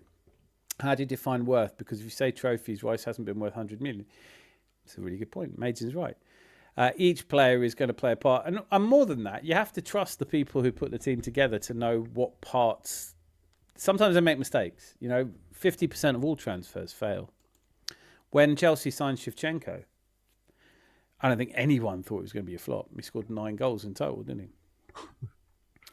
The team have to continue to fight and stay hungry. 100% agree with that. But I also want them to stay composed. And I don't want it to be too scrappy. I don't want them to fight too much. I don't want to throw everything in. I want them to just be confident, know what the job is tomorrow, know that whatever happens tomorrow, there's still 15 games to go after it. Take the 3 points. It puts pressure on a Manchester City side that do have some really tough fixtures coming up. Really unpleasant fixtures coming up for Manchester City. Games I don't expect them to do well. Tomorrow, Newcastle host Aston Villa. If they lose that and we win against Man United, it's effectively over for them. I mean, apart from the fact that Emery said it's already over. We have a great record against Man United at home. And, when I look at it, let me just find, where is it here? Aston Villa, after losing at home to Everton, which no one would have predicted, they've got Newcastle away, which is the worst. In the last 5 years away to Newcastle, Aston Villa have only drawn 1 game and lost 4. So I think they get beaten tomorrow. I think if they lose away tomorrow to Newcastle and they stay on 43 points, if we can get the win against, we're 10 points clear of them. I don't see us, I just don't see it. Let me know in the comments if you think I'm wrong, though. Clock Enders, yes, you're right. Havertz's been decent, just like Madueke. He's still raw, but his GA is not all his fault. Our frontline has not been finishing the dinner. That's true. Last time we lost at Manchester at home to Man United in the league was 2017. Lost 3-1. Yeah, we're much better than them, and they're shit. Sorry, Lucky Singh. I know you support them, but he's currently valued at 55 million. There you go. We've lost 10 million on him. Heads will Lowell. Aina, you get it. Saka on the left looks a lot better on the eye and has a better assist output. Interesting. We're not doing that tomorrow, though, are we? We need to start having conversations about Saka. Maybe. I can't disagree with that wholeheartedly, but I think we could maybe put it off. Can we have it at the end of the season? I sent the 1920 Saka highlights to the group chat. I'll give that a look. Half volley, even. Let me see if I can see it now. Yeah, I see it now. Maybe I can share that. Well, I can't really share highlights because I get demonetized. Although I haven't monetized this particular stream. Just watched it. I'm going to give that a watch. Aubameyang is the last striker to score 30 goals in a season at this club. But it's not really the important thing, is it? It doesn't. It's not. It's nice, but I don't care. I don't care who scores how many goals. I mean, in 23-24, like, we didn't have a goal scorer then either, and we smashed it. We smashed 91 goals in a season. It's incredible. I know Yandrup. Yes, I've revised my expectations of Yok. I think he could be fitter and sharper, and loses too many duels for his size. But it's a tough league with monstrous quick centre backs. Half volley. I completely agree with that. It does surprise me how many duels he loses. I think he definitely could do with being stronger.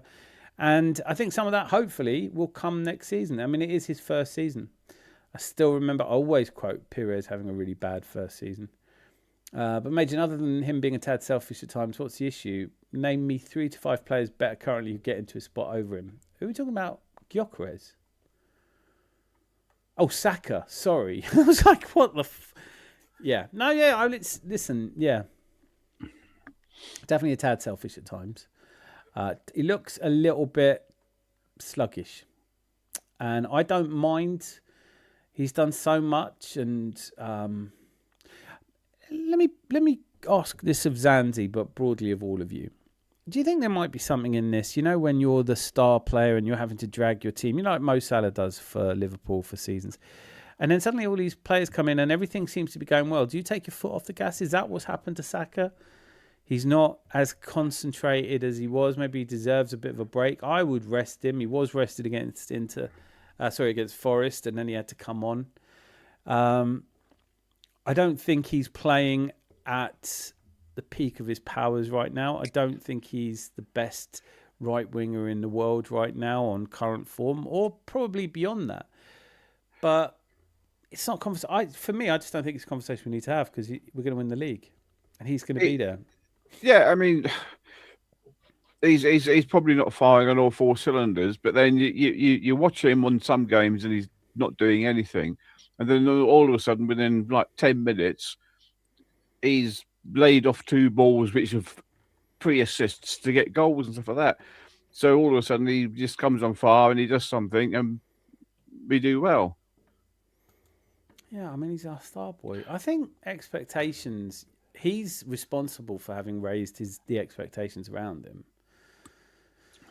I don't think this is going down as one of his best ever seasons, but it's definitely he's far from being our worst player, isn't he? I mean, he's still. I think he's our 3rd best performing player so far. Maybe the goals haven't been there, but his expected goals have been. He's over that. And listen, it's Bukayo Saka. Who cares? I mean, I don't remember how well Ray Parlour did in 2002. Did he do really well? But it doesn't work like that, does it? It's a team game. We win as that's all I care about, winning the Premier League. You know, when we beat Chelsea in the FA Cup final in Cardiff. Cardiff. Parlour. Yeah. Yeah. Oh, hang on. No, that's not. What year are you talking about? The year we did the double in 2002? I can't remember. But when Ljungberg and Parlour scored against Chelsea, it was in Cardiff, I think, wasn't it? Yeah, but it's Ray Parlour scored the first goal. Yeah, I mean, there's my favourite moment is Tim Lovejoy from Soccer AM was doing a co-commentary. You know, they were doing a fan commentary, and he goes, and Parlour picks up the ball, and he said, "Oh, it's only Parlour." That's the T-shirt now. It's only Parlour. Yeah, but I was looking at some stats on who's the goal scorers are going to be first goal, and I looked at Ray Parlour, and it's something like 25-1. And for some unknown reason, I just had a big fancy to put a bet on him, but I never did. And then he picks up the ball, wallop, back of the net. Thank you very much. I think I've lost more money to bets like that than look, because when I have a feeling like that, I've got to put it on now, because I'll never live with myself if it doesn't come in. And then it doesn't come in 99% of the time. Every now and again it does. I had 2-2 in the Liverpool game today. I was chuffed with that. I cashed it out in the 89th minute. A bit indifferent about tomorrow's game. It's not the big game it once was. Of course it isn't. It's Man United. You know what I mean? Like, it's not a Ferguson Man United. There's no Cantona. There's no... Who are you really scared of? Not saying that Man United can't do a number on us, and you know, and they're in great form, so anything can happen. Someone can get sent off, but you know, Man United are not a team you fear right now. Galway City is an island, Zanzi. No, I think we're all just taking a piss. Yeah. Mortlicky, trust us. We know that Galway City is an island. It's an island. I know it well. Therein lies the frustrating issue with Martinelli. One game he looks elite, then goes for 5 games looking depressingly average. Yeah. I don't know about depressingly average. I'd kill to be depressingly average as a footballer. Shit, we get to do that thing now, don't we? Well done to Man United for beating Man City trophy. Isn't that what they do? Can Tottenham beat them now? Is there any chance of that? Mortley said precisely. Look, he's coming now. He's even typing at the same time. If anything, Havertz's wages are not worth it. I feel like I've got to say this. Can we leave Kai Havertz alone? He's going through a lot at the moment. And the other players love him. Come on, you Gunners. Good to see you, Nathan. I hope Calafiori's fit tomorrow, at least on the bench. I think he's on the bench. No, half volley. I think he is fit for the bench. I just don't. He may even play. I think he wants to. It's a really interesting point, actually. You've made me think about this, half volley. Yes, Calafiori is not fully fit yet, but I don't think Timber is at the moment. I think he's knackered. I think they're about as fit as each other. Well, I just looked at the Arsenal. There's this Arsenal injuries on the Premier League injuries, Premier injuries, and it's Calafiore and Hincapie. Potential return is tomorrow. Yeah, well, Arteta talked about it in his press conference. Oh, so who watches that? Well, me. I'm trying to do my bit here. What happened? Basically, it was really boring. It wasn't as good as Pep Guardiola's one. Pep's losing his fucking mind. It can't just be me noticing it. Give me my players back. What do you mean give them back? They're injured, you donut. Can I get my players back? Give me my players back. It's like they're not held hostage. You fucking run them into the ground. That's what happened. You wanted a small squad, you donut.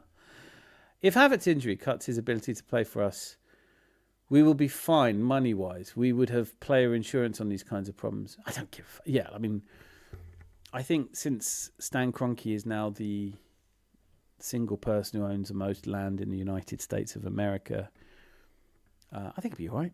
I don't think it matters to me if a billionaire that owns us loses a bunch of money. But I genuinely... I think we're all getting a bit ahead of ourselves. I think... the point was made earlier. We're not talking about two players in the... It's not Mo Salah settings. He's not that old. I think he'll come back. Excuse my spelling. I didn't even know it was a mistake. You're fine. What? Now I'm looking for it. Oh, money. Okay. You'd have gotten away with that if you hadn't mentioned it, Mason. Also, I saw you saying you're from Barnet. Bloody good. Bloody good to hear, sir. Love a bit of Barnet. My brother played for their youth team. Barnet, the Bees, come on the Bees. Dawlish sea wall has collapsed for the umpteenth time under stormy weather. Sorry, I digress. Has it? Oh, it's awful at the moment. It's miserly. It has, yeah. They've stopped all the trains on there now. Where is Dawlish? It's way down on that southern coast, isn't it?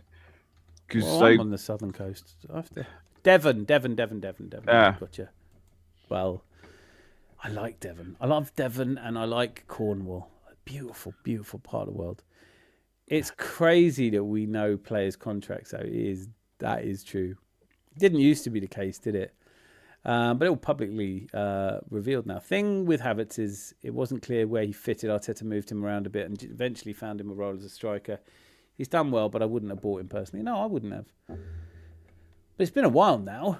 He started Miles Lewis, Skelly and Mascara because the game against Milan had very little jeopardy. Exactly. And that's why I kind of hope we go into tomorrow's game without fear, because if we play calm, we're a very, very difficult team to beat, which is why we're 7 points clear at the top of the table and haven't lost a home game this season. You know, only drawn twice. In fact, that's what I was doing, wasn't it? I was looking at how many games we've played overall. We've now played 34 games in all competitions. Seems a lot for January, if you don't mind me saying. And we've only lost twice, both times away and both times to teams who are top four in the Premier League. Although for Liverpool, I don't know how long they will be. I know, it's disgusting, isn't it, that we lose twice? Shame. I mean, especially when you think that the first game we lost was to a Jobberslai worldie and the second was to a last gasp Buendia goal. I mean, we're talking about, small margins. We will give the players wages around 220 grand. What, Man United and the rest? Landlord, what do you think of news this week that over the past 5 seasons, Arsenal was number 4 in the top 10 Premier League spenders? Yeah, I think real Arsenal fans, not the ones who are constantly looking to complain about us, not the ones who go, you spent £1 billion, where are we? Well, we're top of every league. We're in every competition. That's where we are. We're actually fifth now. Huh? We're actually fifth now. So Tottenham spent more money than us. I know. You can really see where it's gone, can't you? It's like fucking... Do you know what I mean? It's like somebody tells you, I've had quite a lot of plastic surgery, and you're like, have you? So I don't really care. But also, it never really seems to... It's never a real number, is it? I mean, I I don't want to piss on any football conversations we might have in this pub going forward. There's no such thing as net spend. It's not a real thing. And we never take into account wages, which is, of course, the single biggest outlay of any football club. So people tend to look at, oh, you bought Semenya for 65 million. You don't look at what you paid him in his wages, etc., etc. So I don't care if we're the number one spenders or the fifth spenders, but I think it is encouraging because it's kind of what we know, isn't it? We know that we haven't just gone out this transfer window and bought Semenya and Mark Gahey. We haven't chucked, like the players that City you've brought in the last year. It represents about 50 to 60% of everything that Arteta spent in his managerial career. And they still want you to feel sorry for them. They still want you to talk about rebuilds. I'd love to jump on stream sometime to have discussions. Major, you're always welcome. You're always welcome. It's probably not worth it now because it's only a 2-hour stream, but certainly we're on tomorrow night again at 10:30. I can send the link. You're always welcome to come on.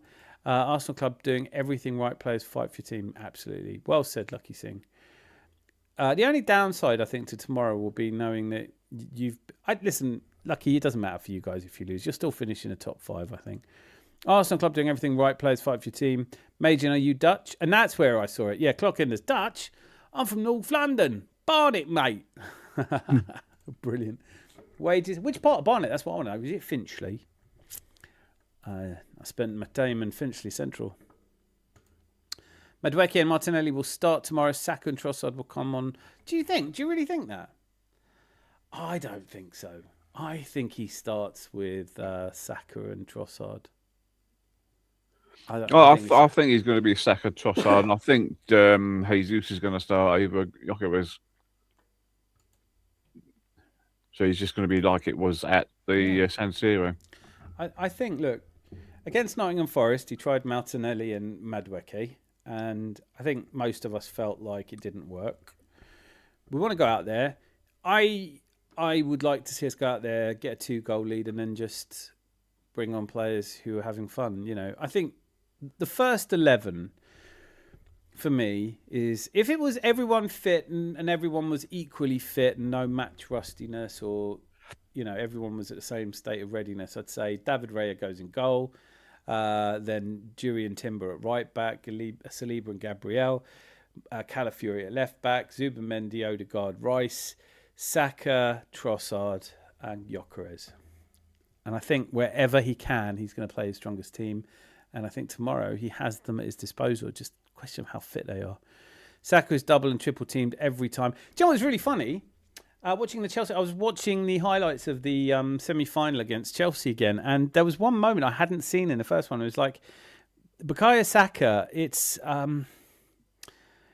there's a chance, and you see he's completely out of the picture on the right, but he's running through the middle, and who's Kukureya is following him. So he's not just man marked, but it's like I think if he'd gone off to have a piss. Kukureya would have shaken his dong for him. It was like, come on, man. Like, that's what happens if you're Bukayo Saka, right? I mean, that's good. I don't buy all this crap that he's washed and his best years are behind him. I mean, come on. We wish our club had professional route from stadium hierarchy. From Man U. When I said conversations, I simply meant about his goal-scoring record and performances this season is all. If we had a Saka from 2 seasons ago, would we be walking away? I don't know. Yeah, probably. I don't think I could disagree with that. Listen, and I think the other thing is here, all conversations are welcome. Attack the idea, not the person. So I love the fact that I'm hoping I've got a theme tune. I've got all of the stuff set up for an Adam's Arms night once a week called Hear Me Out, where I just want to hear people's wildest, wackiest opinions. That's what it's about, isn't it? Major, he works his arse off, brother. Genuinely, I think that as well. Clock enders, so does James Milner. Working your arse off should be a bare minimum for every player to put in. That's a fair point, Major, but that's an unfair point at the same time, because whilst you're saying it should be a minimum, not every player does. Not every player gives you the work rate of Bukayo Saka. We can agree on that, can't we? Even if James Milner does, he's doing it mostly off the bench. Like Wanyeri, Saka must see his club win the league. The confidence he'll gain is immeasurable. Have a conversation about him next season. Thank you, Rosie. Super sensible. I don't think... I think we're doing too much. I love the passion and I love that we care, and I'm not trying to dissuade anyone from any conversation, but I get why we have to have the conversation about Saka when we're coming second. But when we're winning the league, we go 7 points clear again tomorrow. Man City stumble. We could be 10 points clear in the next couple of weeks. I don't see Man City claiming back a 10-point lead. I don't see Villa doing it. We're champions. All right, we can't take anything for granted, but when you're winning the Premier League, is it common to ask so many questions about the players who got you there? I mean, he's a Premier League winner. Yeah. Glazer's out. That's what we've been pits for 14 years. You really have. Of all our players needs to see us win Carabao Cup would be a great start. I can't say. Listen. I know. Who doesn't want to see us win the League Cup? I'd love to see Mikel Arteta lift the League Cup and be only the second man in Arsenal's history to lift it as a manager. I know Arsenal never took it really seriously until the latter years, and then we had a disaster in the cup final. But we are a better stature than you now. For the game against United, it will be on the first time this season we've had an injury-free team. Don't jinx us. I feel the same, mate. It is so true. But like tomorrow on the way in, like someone, like I don't know, someone slips on something or there's a dodgy lasagna. Yeah, but apparently, according to most outlets, we are picking first 11 from a fully fit squad. Meanwhile, Pep Guardiola saying, "Please give me my team back." We hope that's true. Dan. Oh, do you know we haven't seen in a while? Hope he's all right. Breaking news, Idrissa Dan. Where the hell is he? Ooh. Idris, if you're watching this, and follow up. Maybe he's got a girlfriend now. Things are never the same. UK Mr. I'm from Birmingham. Birmingham? Lovely. Birmingham. Yeah, I'm all right, are you? All right, yeah. That's just up the road from me, that is, Birmingham is. Lovely. Oh, you gave your holidays in Birmingham, don't you? Oh, I go something up to the Black Country and see the wolves in the Walsalls and stuff like that. Brilliant. Do you know the best thing about the Midlands is you never know who anyone's rivals are. It's like you talk to Coventry and they hate West Bromwich. You talk to West Bromwich and they hate Villa. Villa hate Coventry. Everybody hates different clubs. It's brilliant. I'm a Birmingham City fan if I'm picking a team in the Midlands. But I don't think, I know this is like a silly thing to say. I can't remember meeting someone from Birmingham I didn't like. It's like Jasper Carrot, because he's a Birmingham supporter. Yeah. And he says it's only sensible people support Birmingham because Villa fans can't say Birmingham City. They can only say Villa. I like Villa fan. I think it's a really cool part of the world. You know, I think like for people, I've had a lot of clients there and just get a sense of humour, like the vibe. I'm not thinking of moving there, but yeah, love it.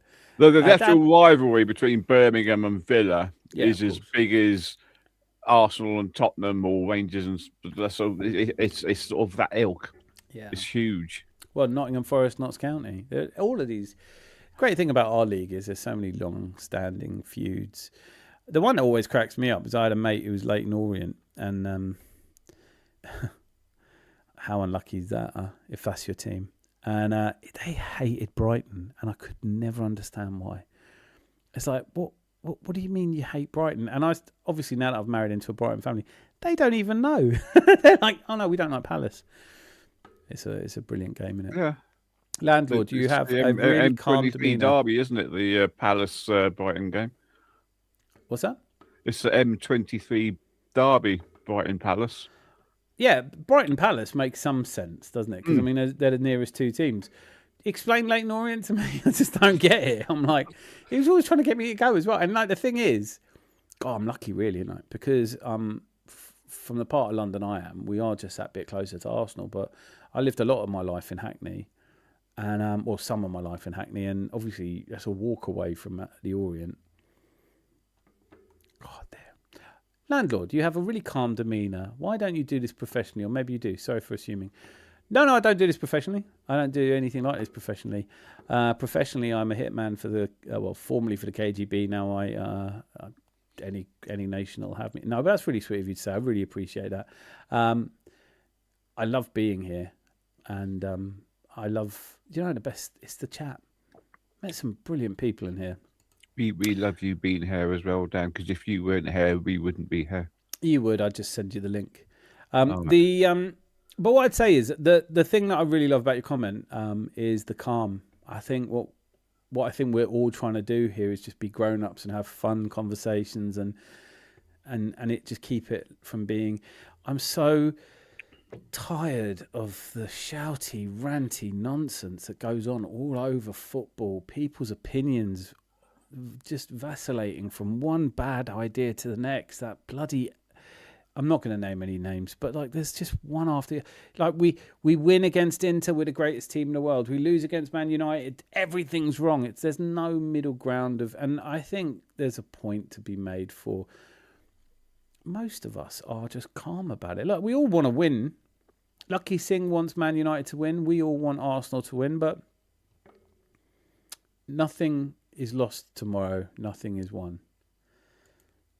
And everyone wants to know what's happening about Man City and their 115. Yeah. 230 charges. Einar Jandrop, what's wrong with Dutch? Absolutely nothing. Absolutely nothing. Dennis Bergkamp. Mark Overmars. Like nothing. Nothing. I love Holland. Nothing wrong with the Dutch at all. The Dutch gave us Johan Cruyff. I just said Bergkamp. And the De Boers. Like football is Dutch, man. Like good football. So nothing. I hope you never feel at any time like anyone's got a problem with the Dutch, because if they do, they're not welcome here. Love Holland.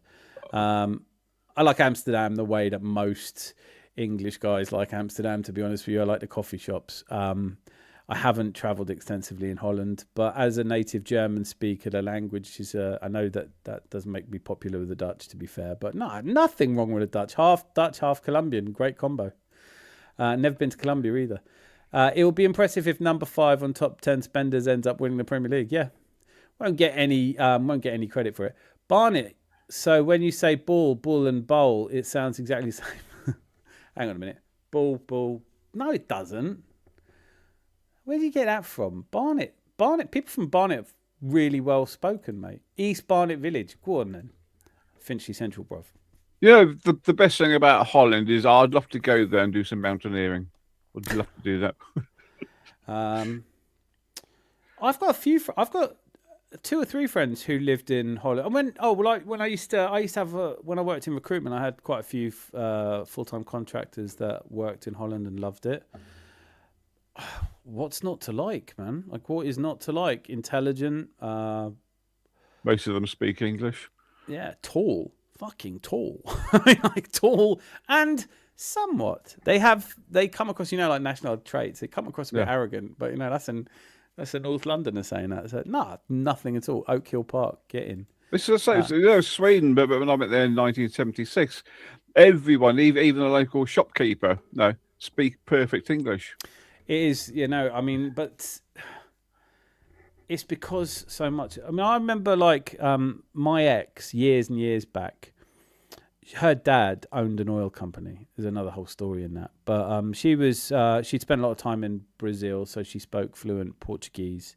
She was originally Danish, so she spoke Danish, and she spoke English, quite posh English, but without much of an accent. Slight. Hot potato, they call it, the sort of Danish overpronunciation of their T's. And then one day, I was talking to a friend in German, and she just joined in a flawless German accent. I was like, how the fuck do you speak German? And she was like, well, in Denmark, we don't have a lot of state television, so we watch a lot of German television, and it's not worth dubbing it, so we tend to watch it with subtitles. So I've grown up watching German television. You think, brilliant. England, we tend to watch American television, and so we don't learn any other languages. Hear me out. I love it. Boy Tendio, thank you. You're an absolute legend. You know that. Quad loading. Let's get these t-shirts made. Hear me out. Wanyeri should stay on loan until the end of next season. Maybe MLS. That's just nonsense. Can we? Can I think about that overnight? because there's 6 more minutes of this show left, and I want to really talk about that tomorrow, having given it some really serious thought. Because I think it's just a mad idea. I don't even think De Serbi will be there next year. So let's have a heated debate. Jaffa cake cookies, Lidl are a rosy recommend. Jaffa cake cookies, I think I've had them. I'm not allowed cookies for a bit. Adam was in Ryan's chat this morning. Splitter, never liked him. Birmingham lad, Zanzi. He's called you Zangi. I don't know if that's slang for the women's Arsenal game. I bet he was. Yeah, sly. Birmingham accent. His girlfriend's name is Palmala and Palmala and her 5 sisters. Ooh, Slice X87. It's their agenda. Arsenal doing well, saying they need to find a scapegoat. Saka is a target now. According to them, we're the worst team in the world. Then why are we top? You're right. And why are we even listening to them? Let's just laugh it off. Dan is a pro. Just no one can afford him. He's raised. Would it were true. I'd still do this anyway, even for nothing. Professionally, I'm a psychic assassin. My boss told me I can tell people about it because they wouldn't believe it anyway. Exactly. Would you have you got a boss? Life is about having fun, Dan. Yes, it is. Fucking facts. Go on, clock enders. Yes, clock enders. Don't overstress it. 100%. City are being charged. They fucking want to be. Come on, we all know they're crooked. You'll not regret it, Uslai Sex. I've been to the West Brom Stadium. I've got to say it's not that great, but Villa Park is nice. Went there to see my first Arsenal game. We drew 2-2. Andy Linegan got the equaliser. Bloody hell. Dutch people are wonderful. Yeah, I have nothing but love for Dutch people. I don't know why anyone wouldn't. Michael Moles, De Boer, Fernando Rickson. We've had phenomenal Dutch players. Dutch football. It's just one of those countries like Brazil, Holland, and Scotland, let's be honest, has produced great footballers. The Dutch have the tallest average height of all nations. I think it's all nations. Not sure I'm recalling that correctly. I think you're very close to right. In economics, it's a measure of how well a country's doing. We're straight shooters, which people think is being arrogant. No, you are arrogant as well. I don't think that's a problem. I asked if he was Dutch because I've got a friend in Den Haag with a very similar name. I'm as left-wing as they come. No nefarious reasons behind the questions. No, clockenders. I don't think anyone took it that way anyway. I'd love to know if these Dutch people are really as tall as the Maasai warriors are. Because there's some tall geezers there. I don't know. I might be just, do you know what we're going to do here? I'm enjoying myself. I don't know about you, Zanzi. Are you enjoying yourself? I'm always enjoying myself here, mate. Would you carry on if we just carried on for a bit? Carry on for the next 2 weeks, mate. No, we're not doing that. No, because I'd probably need a wee by then. You'd fill the commode. Is that what you're worried about? Right, we're going past the 2 hour mark. I'll just... Maybe one of you could click an extra like. We'll stay open while you're all here and enjoying it. We are doing a show tomorrow night as well. Maybe we'll keep tomorrow night's show down to 2 hours. I had been really confused because I wasn't expecting you to be on tonight, and then I suddenly saw Dan's on. Oh, it's not Friday, is it? It's a Sunday. What am I doing? What day is it? It's an impromptu. I know. I did it because I was like, I've really enjoyed this whole 2 a week. I've really enjoyed that. It's nice having nights where I just sit around and do nothing. So now, Friday night was great. I got a reasonably early night and trying to look after myself a bit better and not burn the candle at both ends. Had a lot on at work, etc. But the only thing it does is it makes you kind of when we have been on, it's been 3 and 4 hours. So I was like, tonight I'll just go 2 hours and I can clip it, go to bed, get an early one. I'm having a lovely day with the family tomorrow. I'm gonna go for a lovely walk. But now that we're only a minute and a half away, I was like, no, let's just stick at it. Where are you going to go for a walk? It's the Downs. I think it's the South Downs. Yeah. I don't know, to be honest with you. It's the youngest. Obviously, my oldest is in university, so he won't be with us. But it's just me and the youngest and the missus, and we're going to go for a lovely walk. Maybe have something to eat somewhere. Have you seen that big Victoria V of trees on the South Downs? No, I don't know anything about the South Downs. I probably won't recognise it till I get there. But because I was like, where are we going? And they were like, Seems like a nice. It's going to be a bit blustery and cold, but it's good to get some fresh air, and I need. Are you driving up to? Oh, fucking hell. Beach. I can't remember. Beachy Head. No, not Beachy Head. No, that's too far south. Any further south, and you're in the water, aren't you? Yeah. I'm aware it's on the south coast. Oh, it's where they used to have a. I've forgotten the name of it. No, carry on. Well, I don't know anyway, so you could say anything. You could say flang gibbet, and I'd go, yeah, fair enough. I have no idea. I'm not from around here. Oh, no, just south of Ditching is on top of the hill. On top of Mount Because they used to have a signal up there in case there's any problems.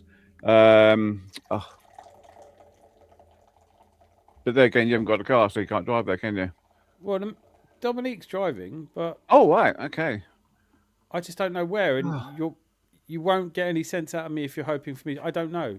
I have no idea where we're driving, or where is near, or what the South Downs is, or if for all I know, it's a shopping centre. I have no idea.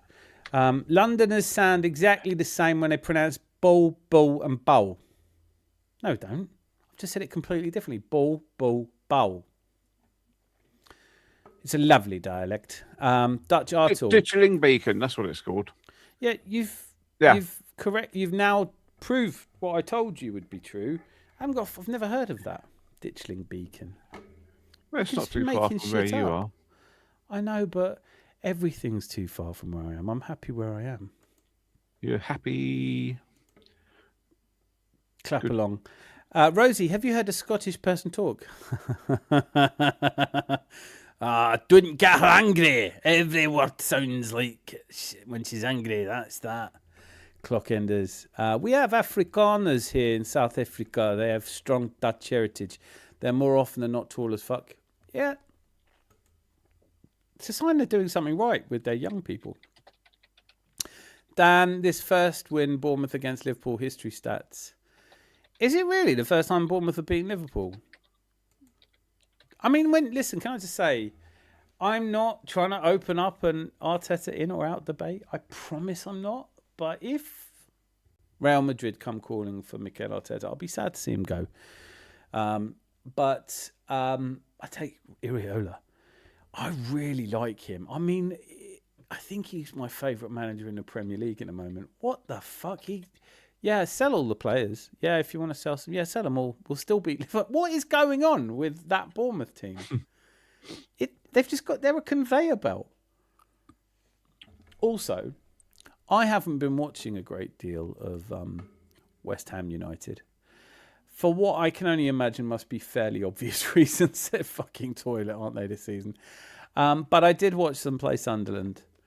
And much as I've enjoyed watching Sunderland tear it up in the Premier League, I didn't mind seeing them. I tell you what, though, there was a moment where Fernandes, this young midfielder they've got, I think he's about 21, 22 years old. I think they got him from Southampton, and I didn't know much about him, but he did this cross-field pass in the first half, and I thought, that's really good. And then he scored an absolute cracker. Has anyone else been watching Mateus Fernandes? He looks the bunting. Fun fact, even Scottish people put on a Scottish accent when they say, "That's been a mutter." That's been a mutter. Lots of links there, guys and girls. 90 Sports Bar. Don't know who that is. The Arsenal Misfit. Lion KZTV. Trust Rosie. She knows these. If she's putting it on there, it's worth clicking, subscribing, watching. Oh, look at that. Geeks and Muckleby. Still got 500,000 fans or something, haven't you? Where's he going? See you next week, Danny boy. We're on tomorrow, Clockenders. Where are you going? I'm 95% sure he will, mate. Right. That's the third time Liverpool have lost to Bournemouth. Oh, is it?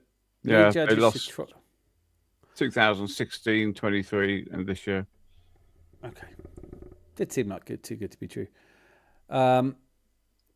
Lee Judges should try the bowl challenge. For me, it's like, I can't remember which comedian it was. Irish comedian used to talk about Cockney bloke working in a Chinese restaurant. You want a duck? Just don't say the last part of a word. Do you want a duck? Oi, waiter, my chicken's rubbery. Oh, thank you very much. Oh, that's the worst joke. I know. God, you've got the old shit jokes up your sleeve, haven't you? I like him too. Proper Mikel vibes from the geezer. I really like Uriola. I just don't. I hope. Listen, any reason. If we, when people go Arteta out, I always give him that one. I go, I'd take him. I probably wouldn't take Xavi Alonso because I don't know enough about him. Luis Enrique, that'd be a roller coaster, wouldn't it? He'd win something. James Buckley's Mrs. Clare asked him to pronounce them. They said exactly the same. Dan sounds the same when he says bull and ball. Bull and ball. Bull. No, you're not wrong. You ain't wrong, darling. You ain't wrong. But I'm putting it on now, really, because I'm from Hertfordshire, where hurricanes hardly happen. Kentish Town. Sean told me off for saying I was from Kentish Town once.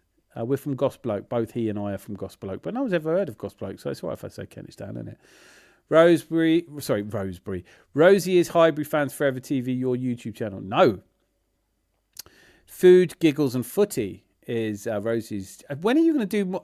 Got to do more cooking and cupcakes. You know that? Rosie, he's not really a proper Londoner. He's more whiny Essex. Who are we talking about now? It ain't me. James Buckley's Mrs. Clare asked him to pronounce them. Who's James Buckley's? Pass. Oh, see, Nathan's been watching. I honestly, Mateus Fernandes, he looks so good, man. I really, he's going to go somewhere, isn't he? 21 years old, Portuguese midfielder again. That's the first time I've seen him, and he stood out. I'll have to watch him a bit more. I can say this with absolute certainty. If Rosie's recommending a channel, you'll love it. Yeah, Beer Can. Apparently James Buckley's an actor. I don't know, I've never heard of him. Who's he play for then? Barcelona will come for Arteta at some point in the future. That's what everyone says. Everyone says, because he's an ex-Barca. Paris Saint-Germain will come for him. Everton? Depends how well he does. I think it'd be ironic because Lee Gunner's always talking about standards. Well, he's usually slurring the word, but you know what I mean. And one of these days, I just do think Arteta will end up at Real Madrid and he'll be like, ah! Who has a number? James Buckley is one of the in-betweeners. Okay. Oh, is that him and his missus? Is he got the Scottish missus? Is that who's... Yes, I like him. He's funny as fuck. They're brilliant together. I like them. Yeah, James. Okay. James. Yeah, but is he a Londoner even? Actually, is he from London? Let's have a look. James Buckley. Let's have a look. Oh, God. I went, when you go there and you open up browser to write James Buckley and then you see news from America and you just think, I can't cope with it anymore. I genuinely can't cope with America anymore. I just want to say to Jose and any of the other, Gary and anyone else who's watching this podcast from the United States of America, if you and your family want to come over, I'll put you up.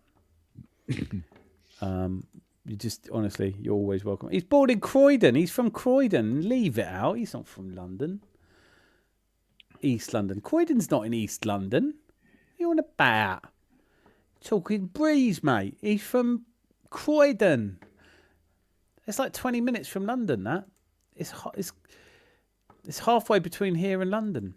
Good pub in Croydon called The Cartoon. Or there used to be. It isn't. And he could be doing free beer and I'm still not going. 40 years ago. He grew up in Dagenham. Mate, you don't know, you weren't there. That's not London either, by the way. That's Essex. See, Scottish people think London's just, they're all pearly kings and queens. Exactly. Look, clockenders will tell you. Dagenham's not London. I have some very good friends from Dagenham and I'm not... They know how to handle themselves as well. So I'm saying fuck all, but I will say it ain't London. That's definitely not London. Tottenham's not London. No, Tottenham's Middlesex. Yeah. Know your limit. Oh, look. Glad we stayed open now. Hey, everyone, apart from Pep Guardiola, you can piss off. Chris, next. Brilliant to see you. Dagenham is many things to many people. Many good cars have been built there, but no. Right, I need to take a short comfort break. Ooh. In order to do that, I can either leave you talking to them or I can put some music on. What's your preference? Music. Do you want to think about it? Yeah, but leave me so I can sing along with it. I can't do that. Do you just want to sing a song anyway, and I'll be straight back? Sing a song anyway? Oh, no, I can't because you'll be cancelled, won't you? Well, let's have this for a moment. I'll be back in by the time this is finished. Hang on. Okay. Actually, what? There's a moth. I hate moths, man. Baby bats. I swear that comes near me. Get away from me, man. I am proper petrified of moths. It's only a baby as well. But yeah. So who would you have played as? I've told you how many more times I've got to fucking tell you. Skelly in midfield. Top Gooners. Moss. Molina. Top Gooners.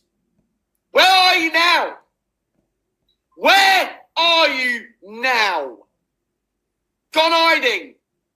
This fucking manager has gone and dumped us out of the fucking Champions League. This fucking manager has bottled it again. Another semi-final of the Champions League. Chuck, never mind all the shouty, ranty nonsense. You want to make your way to the Adams Arms on a Gooner channel. Tuned in. Red and white thread on purple. The Gooner channel got the heat towards the gaggle. Every match dissected with precision so keen. Streaming live, they the North London scene. Yeah, it turns out that if I rush, that's exactly how long I need for a comfort break. Well, there you go. I haven't seen that video for ages, actually. I did like it. I do like it as well. So where are we? Look, now we're going to have Rosie tell us where London is. Dagenham Romford is in East London. Oh, no, it ain't. Have you ever been to Dagenham, Rosie?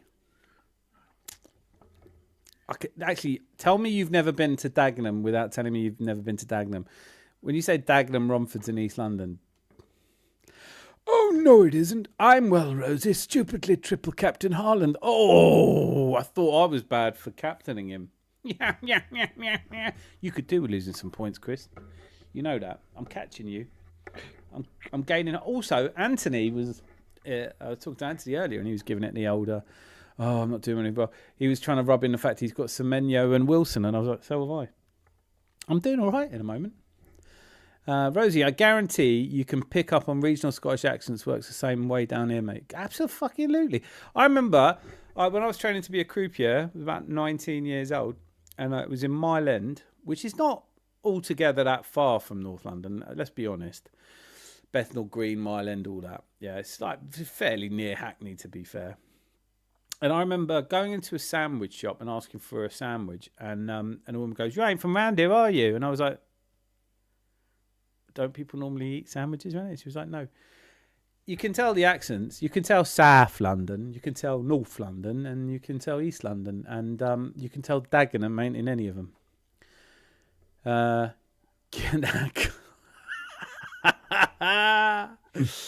We're parodying him. We have to have him on. I don't play that often. I thought I had triple captained him. I triple captained. Well, Rosie? Didn't you have a problem with the Didn't you do a bench? What? Not bench boost. You did one of the the ones where you can change your whole team, but you thought it was going to last, and now it hasn't lasted. It's only a week. Again, semi-final UCL. When was the first time? This fucking manager. But Luke is a transformed man now. He's changed. He was on the stream the other day being nice to people. Bruno Fernandes. I'm going to call him Fernandes. Clip that. Huh? Clip that. What? Clip what? What you just said about Lucas. Lucas is like, being nice to people. Well, that's what happens when you're a douchebag for ages and you've got to suddenly be nice for ages just to make up for it. Bruno Fernandes won a YouTube poll today as a better number 10 than Odegaard. Would you Gooners take Fernandes at Arsenal? After all, there is a lot of talk about him leaving United. Nope. None. Nope, not at all. Never. Don't like him. I think say don't like him. I don't know him. I do respect him as a footballer, but he's not my cup of tea. It's all that shrugging. I never really understand how they made him captain after he behaved and tried to get himself subbed off when they were losing to Liverpool that season, when they got absolutely annihilated by Liverpool. I did wash my hands, Rosie. How dare you cast aspersions like that? I plunged them straight in to the bowl. That's the way. Nice, wet. Wipe it on your top. One of my best friends lives in Dagenham. Have you visited them? No. No FPL talk. I'm banning it. Well, you're the sponsor tonight. In that case, no FPL talk. I knew you weren't doing well, but I didn't know you were that salty about it. Yes, Bruno is not Arsenal material. 100% agree with that. Chris Nick says, yes, Fernandes is better. Come on.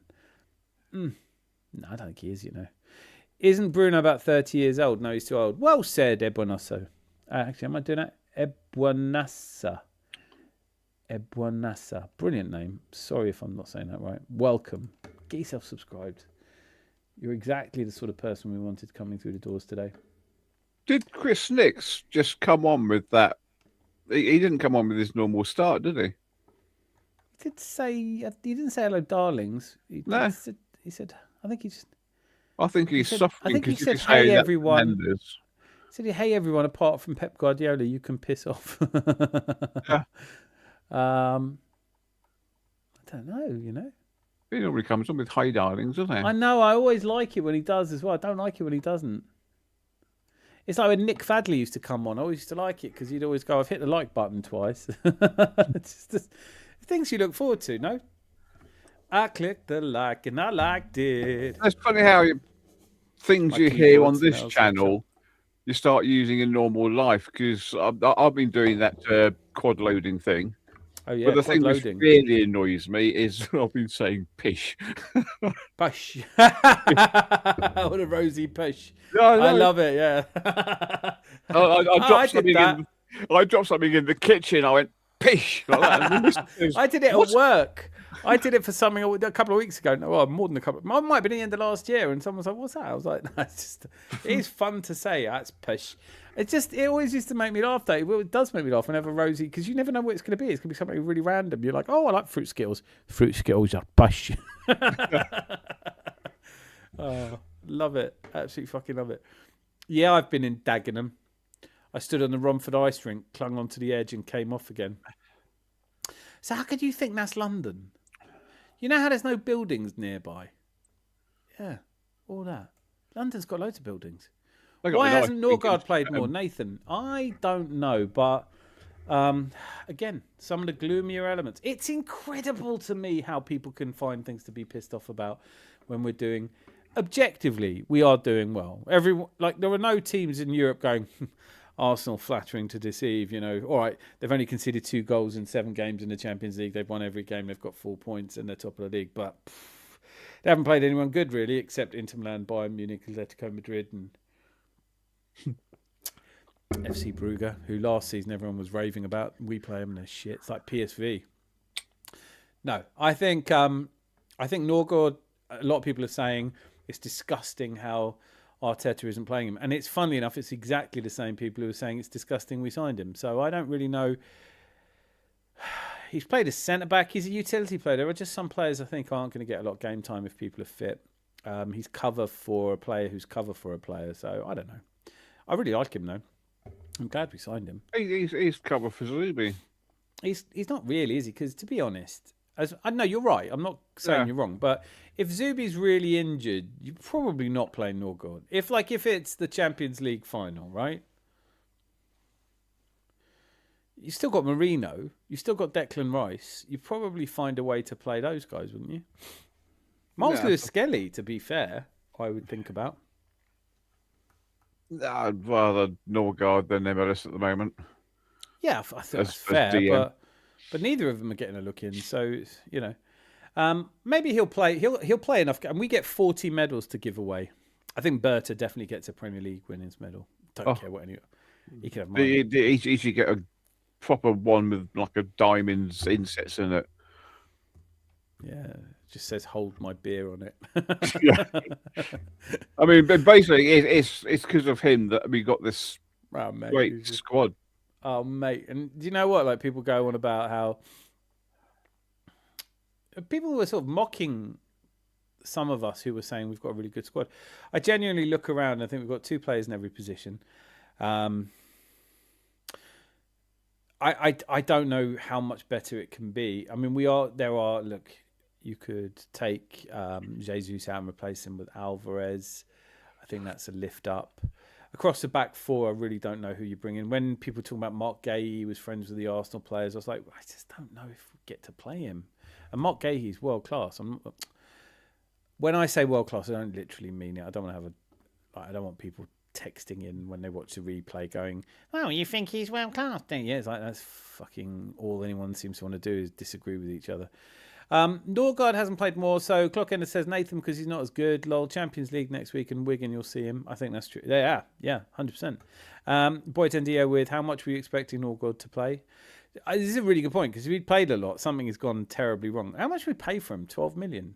I really like him. I just want Zubimendi to get a rest sometimes. 100%. That I agree with. But he seems okay at the moment. I don't think he runs around quite like... Sorry, Mortlicky, I'm coming back to your comment, but this is brilliant.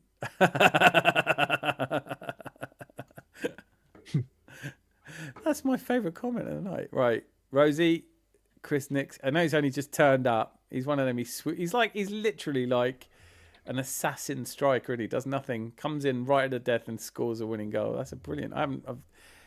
It might be the cider. It might be the 8.9% cider. But I thought that really tickled me. Anyway, back to the more sensible Mortlicky Texas. It's a mystery. It would be interesting to know how he feels about it, considering Norgard was Brentford captain. Can I just say, I honestly don't think that he thought he'd leave Brentford, come to Arsenal and play as many games. I just invented a new word. Plagiarism is brilliant. 10 million plus 5 million add-ons. Norgard. Get 2 keepers for that. That's true. Could Arteta and Berta be the new Wenger and Dean? Hope so. Better that than Pearl and Dean. I would say yes. I mean, it's amazing how long ago Dean got booted out of our club and why.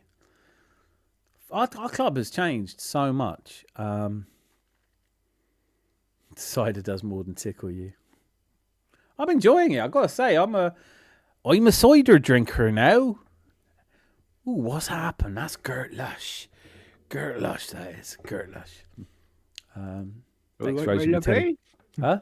All right, my lovely. All right, my lover. I'll never forget. A long story, but the funny part of it for me was a couple of days after Boxing Day, I was in Bath with the missus' family. Her brother had bought his fiancée a Cocker Spaniel, which had tried to kill her. And he'd apprehended it from killing her and was strangling it almost to death, and he didn't. And she was very angry with him. And there was a big to-do about it all Christmas, and we had to get the farm that they got the Cocker Spaniel in. And it was just me sitting around the table, and we're all discussing what to do from here. And this Bristolian woman and her husband were there whose job it was to breed Cocker Spaniels. And it was just like the most juvenile element of me, because it was like, with a Cocker, what you've got to make sure is you don't overstimulate them, because an overstimulated Cocker can go off on one. And it was just like this, every time they said Cocker, I was, are you all right, Dan? You look like you got something to say. Nope, not fucking word, just Cocker. It was just, it's a great accent. Don't, anyway, I'm jabbering. But why did we buy Norgard? Bodies, rotation, fuck me, you lose brain cells. I swear he knew more score from day one. I mean, there's a lot of capital letters mixed in with lowercase letters there, Clockenders. Your patience is wearing thin on the Norgard debate, I fear. But I just think, like, who wouldn't go and buy the Brentford captain for 15 million quid? He's fucking great cover, and he hasn't put a foot wrong. And we played him at centre back. I like him a lot. Cider does more than tickle you. I still want to know how Berta's competence is afforded so much weight and Edu's incompetence is not. Do you know what? Honestly, I wasn't. I think it's the kind of fan I am. Right? I don't know that much. I love the club. I love watching football, but I'm definitely not an in the know, and I don't know what goes on behind the scenes. I was disappointed when Edu said he was leaving. I thought it was a really bad sign for us. But since Bert has come in, I wish he'd fucked off sooner. I hope that's also true per Mertesacker. What are you laughing at now? Since Bertie came in, I wish he'd fucked off earlier. Yeah, do you know what? That's true, though, isn't it? That's true, yeah. You go like, we had that last summer where he goes, well, we need a striker, Edu. Yeah, I've got you a left back. No. What do you mean we've got us a left back? We've got fucking left backs. Left backs were good for left backs. Now get back out there and get us a striker. Bought you Marino. All right, that's good. Well done. And then this summer transfer window, Eze. Madweke. I want to meet the prick that started that petition. I'd love to get him in here. The one which is signed by 2,000 people. Well, some prick started it. Even though we got a global fan base of some 100 million. So it's like 0.002% of our fan base. I think it's 0.002% of our fan base. Has Arteta been fighting one-handed all these years with Edu? Yeah, to some degree. I don't see how you can say he hasn't. But also, look, it comes back to... I really like this as well. Look. The idea that Unai Emery didn't spend any money, and you go, but he bought Nicola Pepe for 72 million. Well, that wasn't him. And it's like, well, so every time a player gets signed under Arteta, that's an Arteta signing. But any time he got signed under Unai Emery, that was a board signing. It's like, I don't know. When Mikel Arteta last year was going, we desperately need a striker, and he didn't get one. It's like, he didn't want one. It's like, yeah, no, of course he didn't. He's just saying he wants one because he's playing Marino up front and he really likes that. I drink it all the time. That's a big bath, Dan. Bath, mate, is 20 minutes from Bristol. I know. I spend a lot of time in Bath. I love it. It's a beautiful part of the world. Look at this. Dun, dun, dun, dun, dun, dun. Charles, Le Cavalry, Chevalier. The Gooner Channel, Dan Zanzi, how are you? Anxiety times 2 now because United's creators can't stop whining about their MCI win. I'll take a 1-0 now. Don't have to panic. Charles, brilliant to see you. Charles87. Always brilliant questions. But I'm not worried. Let me put it to you this way. I think we are the better team. We don't really... When was the last time actually... You can tell us, Zanzi. I always rely on you for these. Last time we conceded 2 goals at home, was it Bournemouth? I'd have to look. When did we last concede 2 goals at home? Oh, God. Was it Villa when we lost 2-0? That 2 seasons ago. Hasn't it? There's got to be one this season. No, we haven't conceded 2 goals at home this season. Because that Bournemouth was away, so that doesn't count. Away. Villa scored 1, Brighton scored. I'm just going through it now. So for that, like, you'd have to say it's very unlikely that we'll lose if we score. Bayern couldn't do it. Tottenham. Oh, Sunderland. Oh no, that was away. Yeah. So this season, have we conceded 2 goals at home in any competition? No. No, we haven't. No, we haven't.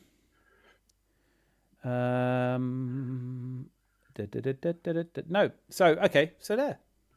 So all we've got to do is score a goal, and it's definitely a draw. I think Arteta, when he signed for Arsenal, he's almost been using the team like a computer game. And he's been doing okay, but he just hasn't won anything. and then someone's given him a cheat code called Andrea Berta. Andrea Berta. And he's now using that. I quite like the fact that, look, whether this was ever a sensible strategy or not, they went and got Per Mertesacker, and he's like, we'd like you to come and work at Arsenal. Oh, right, doing what? Well, we'd like to head the academy.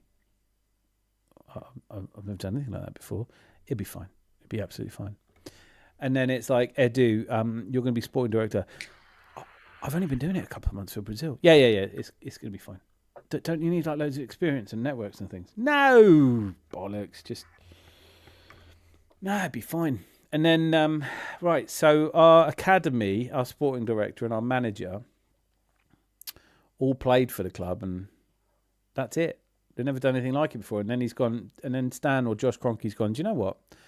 It might be nice to get someone who's done this before. And they've gone and got the transfer gangster, Andrea Berta. He's like, you can see the pre-season, Arteta's had the kind of conversation he has with Edu, where he's trying to get him to concentrate. Edu, can we have a conversation? Yep. We'll have a barbecue in a minute, but look, Edu, just you and me now. We've got to talk about players. Put the fidget spinner down.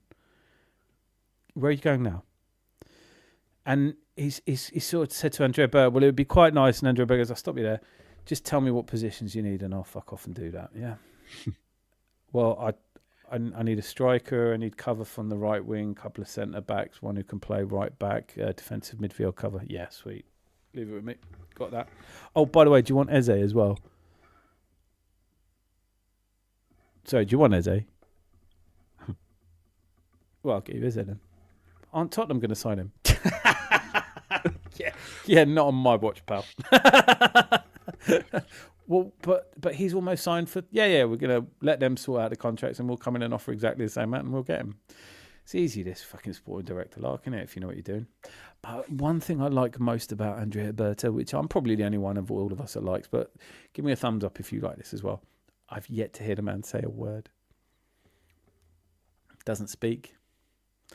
Really, really cool, smart, successful people don't say a fucking word, do they? They're just like... you're not going to hear him do any interviews. He's not standing at his barbecue, talking about shit he's going to do. He's not talking it up and yapping it up and telling, standing there with a player's sign. He meets them, he shakes their hand and he goes, right, you're in now. That's part of my job's over. And I just love the guy. I fucking love the guy. Silly first name, though. Slicex added some brilliant comments. I will get the boss lady to make you number one this evening. Fair. I do think that Chris Nick's coming in with, I just invented a new word, plagiarism. Is it just me that finds that kind of shit really funny? I loved it, though. Bertrand Hainsel, a massive upgrade. Oh, that's another one. Nathan, brilliant. I am a massive fan of Gabby Hainsel. I think that I really believe what he's brought to our squad is encouraging the defenders to defend aggressively, to get in front of, not to back off and run back with the attacker, but to charge into them. I really felt that this season. We have been very resilient, and I think that he's a big part of it, and I like it. And I don't know how long AirPod Albert's got left, but I'll give him some credit as well. I found it funny, when Rooney was being interviewed after the Arsenal Milan thing, and he was saying, "It's so unusual to see Hainsel playing in an Arsenal kit." Yeah, that was quite a good impersonation. I don't know who it was an impersonation of, but it was good. Wayne Rooney. Rooney. There's a lady in the foyer. I think she might be your nan. No, that's not me nan. That's me date. Nathan, by the way, PP is borderline pornography. Be careful. Summer. Dream player for me, midfielder. Clock enders. I hope we push hard for him. Carlos Belieber and Aidan Hackney. Belieber, I haven't watched enough of. I heard very good things, though.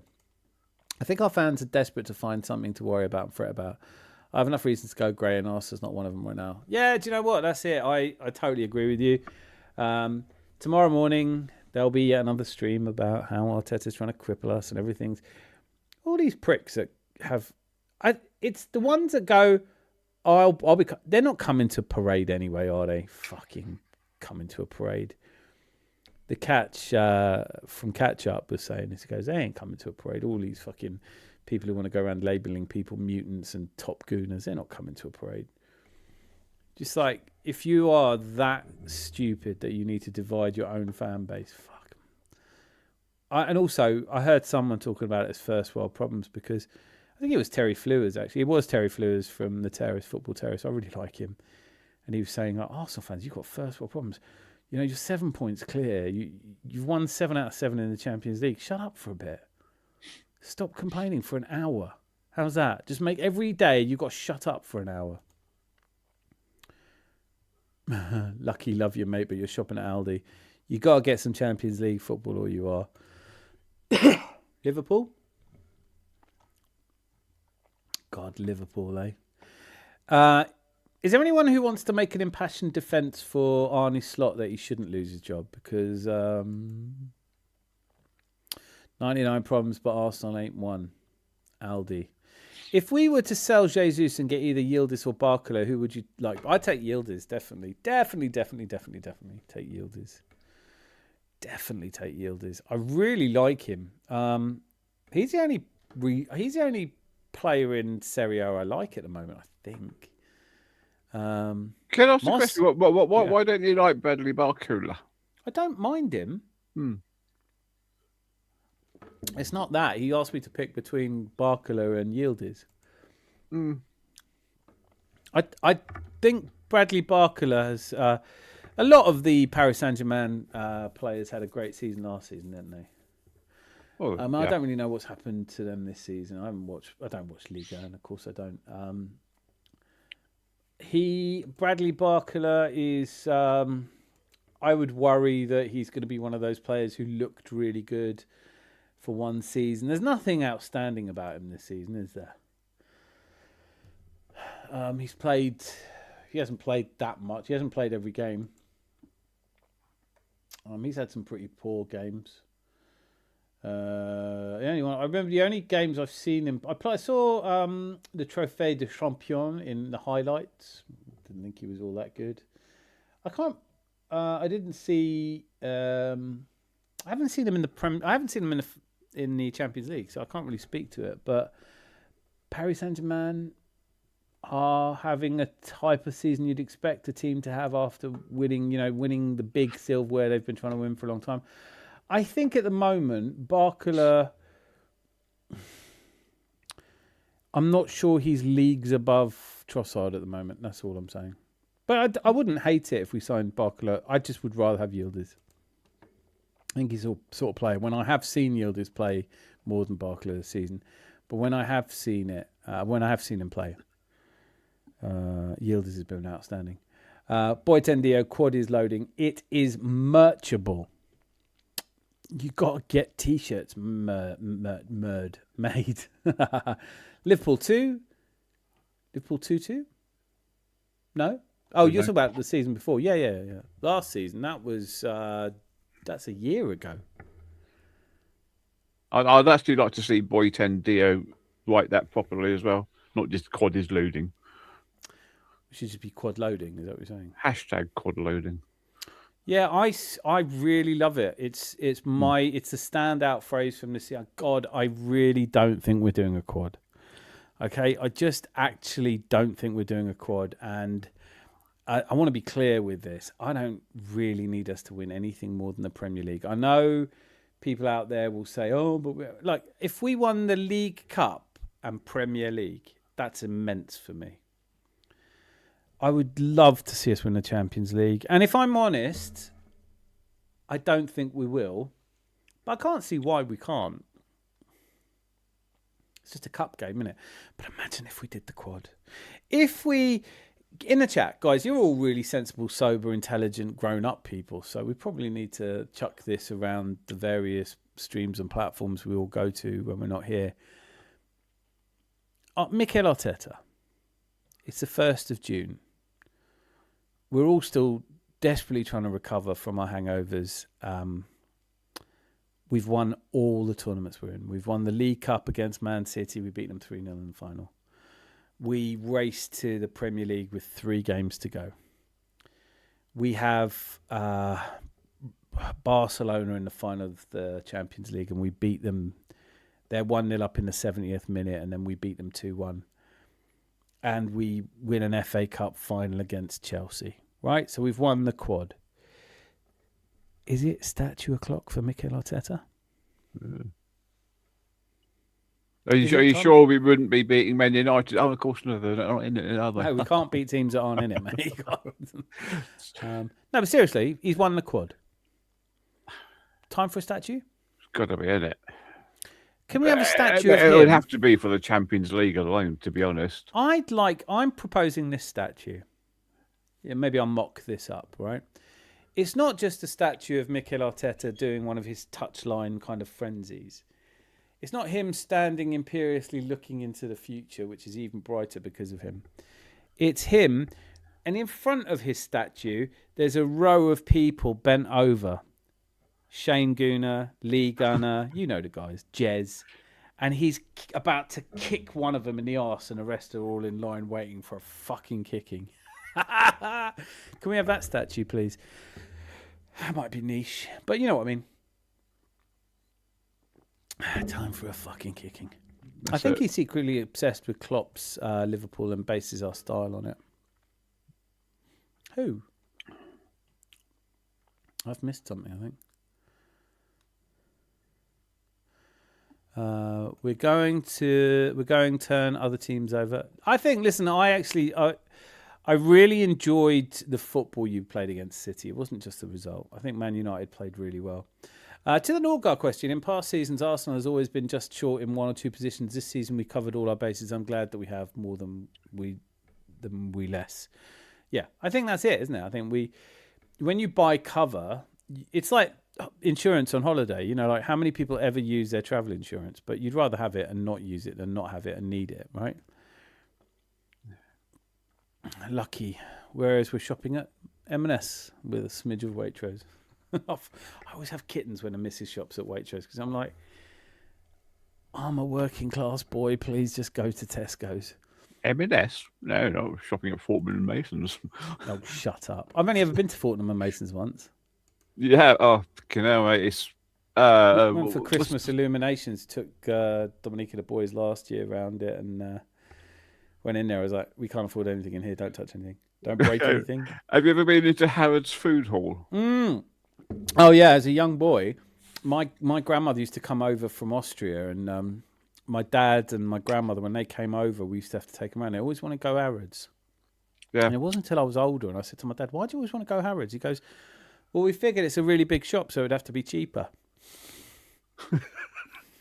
Like... Oh God, let's summarise in there. Unbelievably, that they got this like a breakfast bar, and.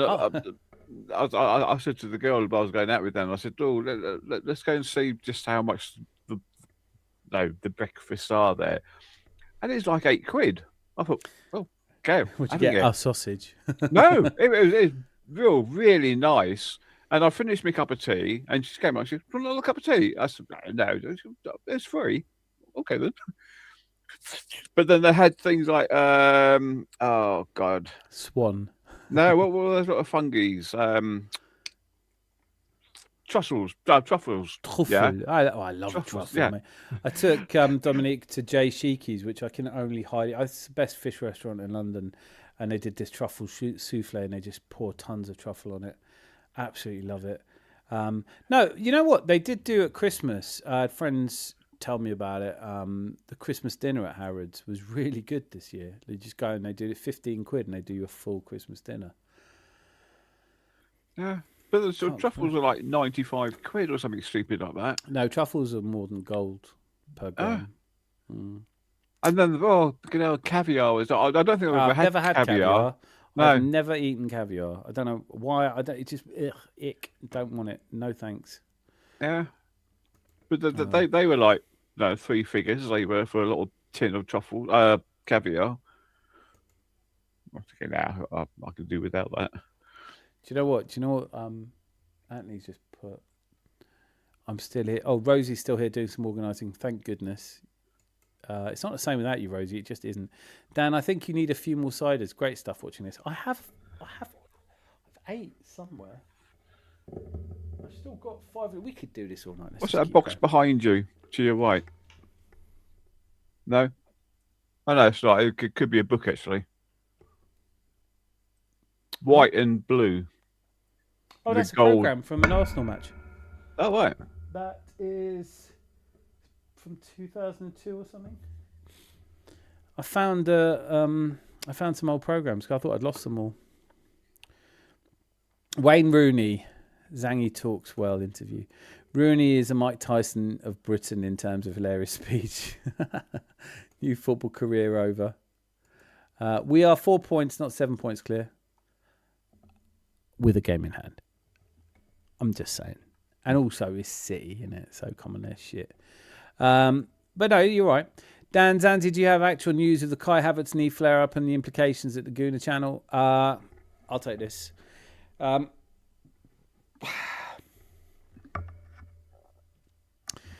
Yeah, his biscuits are busted, sorry. That's Cockney rhyming slang. Yeah, he's got dodgy biscuits, mate. He's never gonna fucking play football again. He's a funny old. He's on his last legs, mate. His biscuits and knees are fucking toast. No, I don't. I have no information except that there was a setback to his development. I heard some really worrying information that we're going to have to manage his minutes very carefully, that it's unlikely that he can do a full 90 minutes this season, and that may persist into next season. I just don't know of many players in the modern era that are being injured out of careers early. So there's a lot more sports science. Admittedly, I know nothing about it, but hopefully, well, it's not going to make any difference. We're still going to win the league this season with or without him, aren't we? Yeah. As it stands, absolutely 100%, Jose. Agreed, Dan. Yildiz and Nico Paz are the best in Serie A. I haven't seen a lot of Nico Paz. Ketelare from Atlanta is good as well. Do you know what? I watched him a lot because I'm a real... there's... I don't rate him. I do not rate him. Lookman, I rate. But the Ketelare, I didn't. I saw a few guys. I watched him play in Europe and stuff. I'm not passing myself off as a scout or anything, but he's not going to make it in the Premier League, I don't think. What are fans discussing Yildiz, etc.? The moment our guy landed in France, he scored under De Zerbi. Our boy does well. I mean, that was brilliant, wasn't it? I still haven't seen the goal, by the way. Have you seen the goal, Charles? Jose, you saw it, didn't you? I think you posted a link, and when I went to look at it, it had already been taken down. But no, I'm a massive fan of Ethan Wanyeri. I didn't want him to go, but if he's going, you want him to play as well as he did, as he seemed to today. Goal within 30 minutes of playing. Oh, I didn't even know he started, actually. Yeah, he played today and scored. Marseille. I just, but this is the thing, like, we're going to talk about it tomorrow, because the idea that you'd want Ethan Wanyeri to spend a full season out there, I do get it, but I just want him back. He's 20 years old, he's not a kid anymore. Ligue 1. Marseille aren't going to win anything either, are they? I mean, they're 7 points behind PSG, who've overtaken Lens at the top. But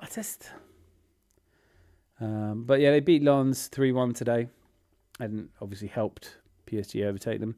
Ethan Wanyeri with a goal. He ended up playing 58 minutes. He played. Also, what I do love about the loan move to De Zerbi is he's kind of playing him in the right position. He's got him behind Guri and alongside Traore in that, and also this wasn't unnoticed by me. Kyrian, what is his name? Jurian's brother. He signed for Marseille. Quinton, that's it. Quinton Timber signed for Marseille on the last day as well. So on almost the same day as Ethan Wanyeri. So there's something in that, isn't there? I think maybe one day we'll get Quinton.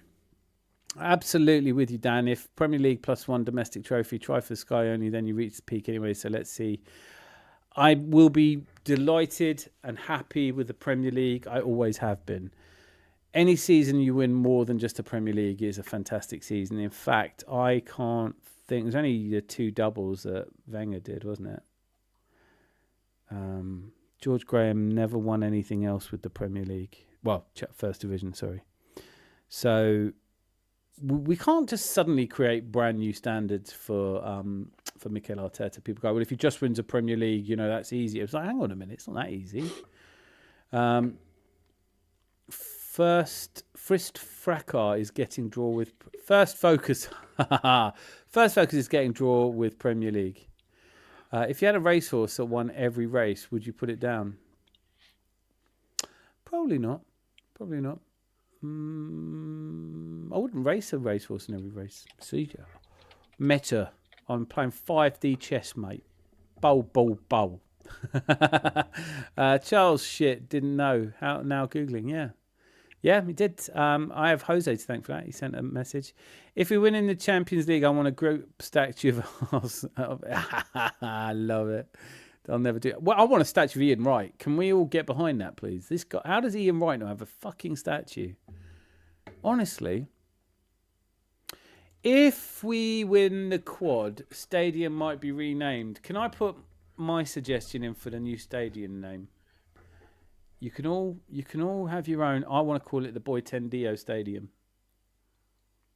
I want to call it the fuck off Tottenham Stadium. It's already that. That's what theirs want. That's where they play. I just think I really, that if we did the incredible, the impossible, the unthinkable, the unlikely, the improbable, if we did win the quad, it would forever, inexorably be linked with Boytendio. You're the only person who was out there saying it full of confidence months ago. I want to say like October. Arteta Park. No, it's Boytendio. The Boytendio Arena. That's what I want. No. You know what you're saying, that the Premier League's difficult. I mean, if it was so difficult, how come only 33 managers have ever won it? Well, no, 33 managers haven't won the Premier League. I know. Yeah, 12. 12, yeah. Arne Slot was the 12th man ever to win the Premier League. And Arteta is the 13th. Yep. And as an Arsenal fan, if he does... Listen, I don't know. I mean, it's a cup, isn't it? Because I really didn't think we'd lose the last League Cup final we were in, but... God, what a shit show that was. God, awful days. Awful, one of the worst. But if we do beat... I'm assuming it's Man City in the final. It's a great achievement. The League Cup, League double has never been done by Arsenal before. No. He'd be the first. He'd be only the second man to manage Arsenal to a League Cup win. There's a lot. I mean, in my lifetime, which is we're not young, but we're not old, Zanzi. But we're, in that lovely, we're still... No, we're not old. I know people might think we're not old. But, I have done 52 orbits of the sun, and in that time, there are only two men who've ever lifted the title. And Arteta would be the third. And so to hear some of our fans, people Lucky Singh's mentioning here, like Dan Shane, Gunnar, Jez, all channels don't know what's wrong with them. I do. They just didn't get enough hugs as a child. But for all those people to be like, I still don't like him, it's like, well, what more do you want in your life? Seriously. League owner is a prat. At least we're not coffin dodgers at the moment, Dan. Not quite, yeah. Not quite. I like to think I'm in that age now where once you get into your early 60s, you're actually statistically more likely to make it to a ripe old age. But I've entered that. Those 50s are the falling down years, I think. Who's the American comedian that does this tour? I'm in the falling down tours because, guy at work, what happened to him? I don't know. He just at work and he fell over and he was dead. That's the kind of age that, your 50s are. But I'm enjoying it all the more for it because I'm taking nothing for granted, and I just want to see us win a Premier League. And I could say with full integrity, I just would love to see us win a Champions League. But it's a bit like I'd love to see me win the lottery. You don't control cup games the same way. This is Charles' absolutely good point here. Quad has to have an unbelievable amount of luck, the kind of luck you need to have to make the greatest of all time player miss his penalty and then turn around, run the pitch and score a blinder in the dying minutes. If I want to hear from you, actually, Boy Tendio. If you genuinely think we're going to win the quad, then you're up there, man. Like, because I don't. I think we'll probably win a league and maybe we will win the League Cup, FA Cup. Maybe we'll be a strange sort of treble. We've ruined football. If we win the quad and England win the World Cup, oh, don't even go there. Fuck it hell. Declan can. Yes, Nathan. Yes, I 100% agree with you. If we win the quad and England win the Ballon d'Or, England win the World Cup, then Declan Rice is winning some sort of Ballon d'Or. But I don't think he'll give a shit. I don't think anyone really gives a shit. Go, Grandad, why didn't you win the Ballon d'Or? Shut up, I've won the World Cup. You know, I'm sorry, you can't park there. Sorry, what'd you say? Mr. Rice, you can't park there. Shut up, I've won the World Cup. Is there the answer to every question? Just shut up, I've won the World Cup. How's your restaurant bill, Mr. Rice? Sorry, no, won the World Cup. No, you never. Like, you know what? He's never buying around again. If anyone charges Declan Rice for a fucking pint in London, I'll pay it. If there's an Arteta Park, Lee Gunner should be made to be the park's gardener. There should be a statue of him. Oh no, there shouldn't. There should be just nothing. I have caviar. I'm about to put on some pasta with caviar. Got to see if it's as good as the first time. Never, ever eaten caviar. I wouldn't know what to do with it. Lee wouldn't last 5 minutes being around Highbury and Islington on match day. Somebody's ironing him out. Yeah, do you know me? Clocking his eye. I mean, I'm not advocating violence. I don't think our violence is a solution, but I would give him a kicking. Well, I love that expression, ironing him out. Yeah. Jesus and Kai getting similar injuries is shit luck. No, it fucking is. Too right. And it's shit luck anyway, because Jesus just seems like such a nice guy. And those cheekbones. Oh, God, yeah. Unbelievable. Models would pay millions for those. I mean, like, they are deadly weapons. They're deadly weapons. That's it. Slice X87. Am I pronouncing? I am pronouncing that right. If I'm not, then you should start pronouncing it that way, because it's such a great name. Slice X87. To be honest, if we win the league, I couldn't care less who attends the parade. All Arsenal fans are welcome. No. I wasn't saying that some people aren't welcome to the parade. I'm just saying, they ain't coming. They're not coming. You can't spend your entire life calling other Arsenal fans arseholes because they're happy and their happiness means we won't win the Premier League. Then we win the Premier League and turn up to that. Unless you're going to go, sorry guys, I'm a bell end. That's fine. But they don't do that, do they? Golazzo! I remember well. I mean, there's some great times. AC Milan with the Dutch players, the Ruud Gullit, Marco van Basten, and Frank Rijkaard, and the Germans at Inter, Lothar Matthäus, Jürgen Klinsmann, Rudi Völler. Nice to see Tottenham mess. Oh, mate. I do really love... I think I've said this often enough for everyone to know it already, but I love Expressions Oozing, but watching his stream... It's just the same words over and over again. I want him out. Get him out now. I want him out. I want to sack him and then hire him and then re-sack him. I want him out. It's like, just why do people say things over and over again? Yield is for left wing, though. Modern football is very particular with left and right footers. It'll change again. Oh, don't you dare tell me that. I don't want to see that. If anyone in France injures Wanyeri, you got to put... This is the game, though, isn't it? It is the game. Fair enough. Lucky, yes, I got a little chuckle out of me. Champions of Europe, you're taking a piss. Champions of Europe. All the players, manager, sport brat, someone have arses, needs heads, Tottenham. Lovely time to be alive. 100%. Do you know what? This is our time. You only get one chance to be alive. And this is... Well, all right, I hope I haven't offended anyone who believes in reincarnation. I believe you only get one go round, and and so just make the most of it and enjoy it. And I do. It's tough, this one, because I really quite like Northside LD, and I know he's a Gluminati and he's got a lot of opinions, but he's a really intelligent person, thoughtful, considered, clearly. But we don't agree on stuff, but that's okay. You don't have to agree on everything. But he did a stream recently where he unfortunately lost his grandfather, and that's awful, you know, and I feel nothing but, you know, the warmest sympathies and condolences for your loss. But he was saying, look, this is why we need to win silverware, because some people, you know, they won't, it's, you know, no one. And I was thinking, he was making the point that the memories of winning silverware are important in relationships. And I was like, no, they're not.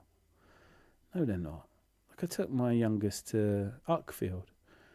I wouldn't swap those memories for anything. Just being with the people you love is important. Whether you win a trophy or not, yeah, it's the icing on the cake. But if you really think you'll be happy when Arsenal win the trophy, let me say it this way. There are a lot of people in life, particularly in a consumerist, modern, fast-paced world, who think that if I lose weight, I'll be happy. If I had £1 million in the bank, I'll be happy. If Arsenal win the Premier League, I'll be happy. And it doesn't work that way. You're happy if you're happy. I'm not saying you... Nothing would make me happier than going to that parade and bumping into all of the fans that Arsenal Football Club means a lot to me. Of course it does, like it does to Zanzi and like it does to all of you. But it's not necessarily the silverware that means a lot. It's, yeah, sure, the shared memories of success are brilliant. You build memories off those that last forever. But how many shows have we done here? How many times have I stood on the terraces of the North Bank and then sat in the North Bank? And how many times have I been to football matches? And winning isn't everything. It's important and you want to do well, and there's no reason to settle for second best. But this idea that you can't enjoy football unless you win something is just patently ridiculous. Most football fans support clubs where there's not even the ambition to win something. If you're a Hull City fan like my boss at work, and they're doing quite well, and they're going to be in a playoff race, I think, and I really hope they do well. They had a really good result today against Swansea. But this notion that we've got to hurry up and win something because some people won't be here to celebrate the wins. Going to the football with my brother to see us play Crystal Palace was brilliant. It was a great moment. It was so glad to have been there. It didn't really matter if we won or lost. The memories you make have nothing to do with that. And my granddad and I didn't celebrate any league trophies, but we celebrated games and matches won and celebrate the time you spend with each other, not what 11 highly paid people are doing on a pitch. The idea of football is you don't control it, you just live it, you experience it, you enjoy it, or not. That's your choice. But this idea that you can't enjoy it until Mikel Arteta's team lift a trophy and then you and your granddad have some memories.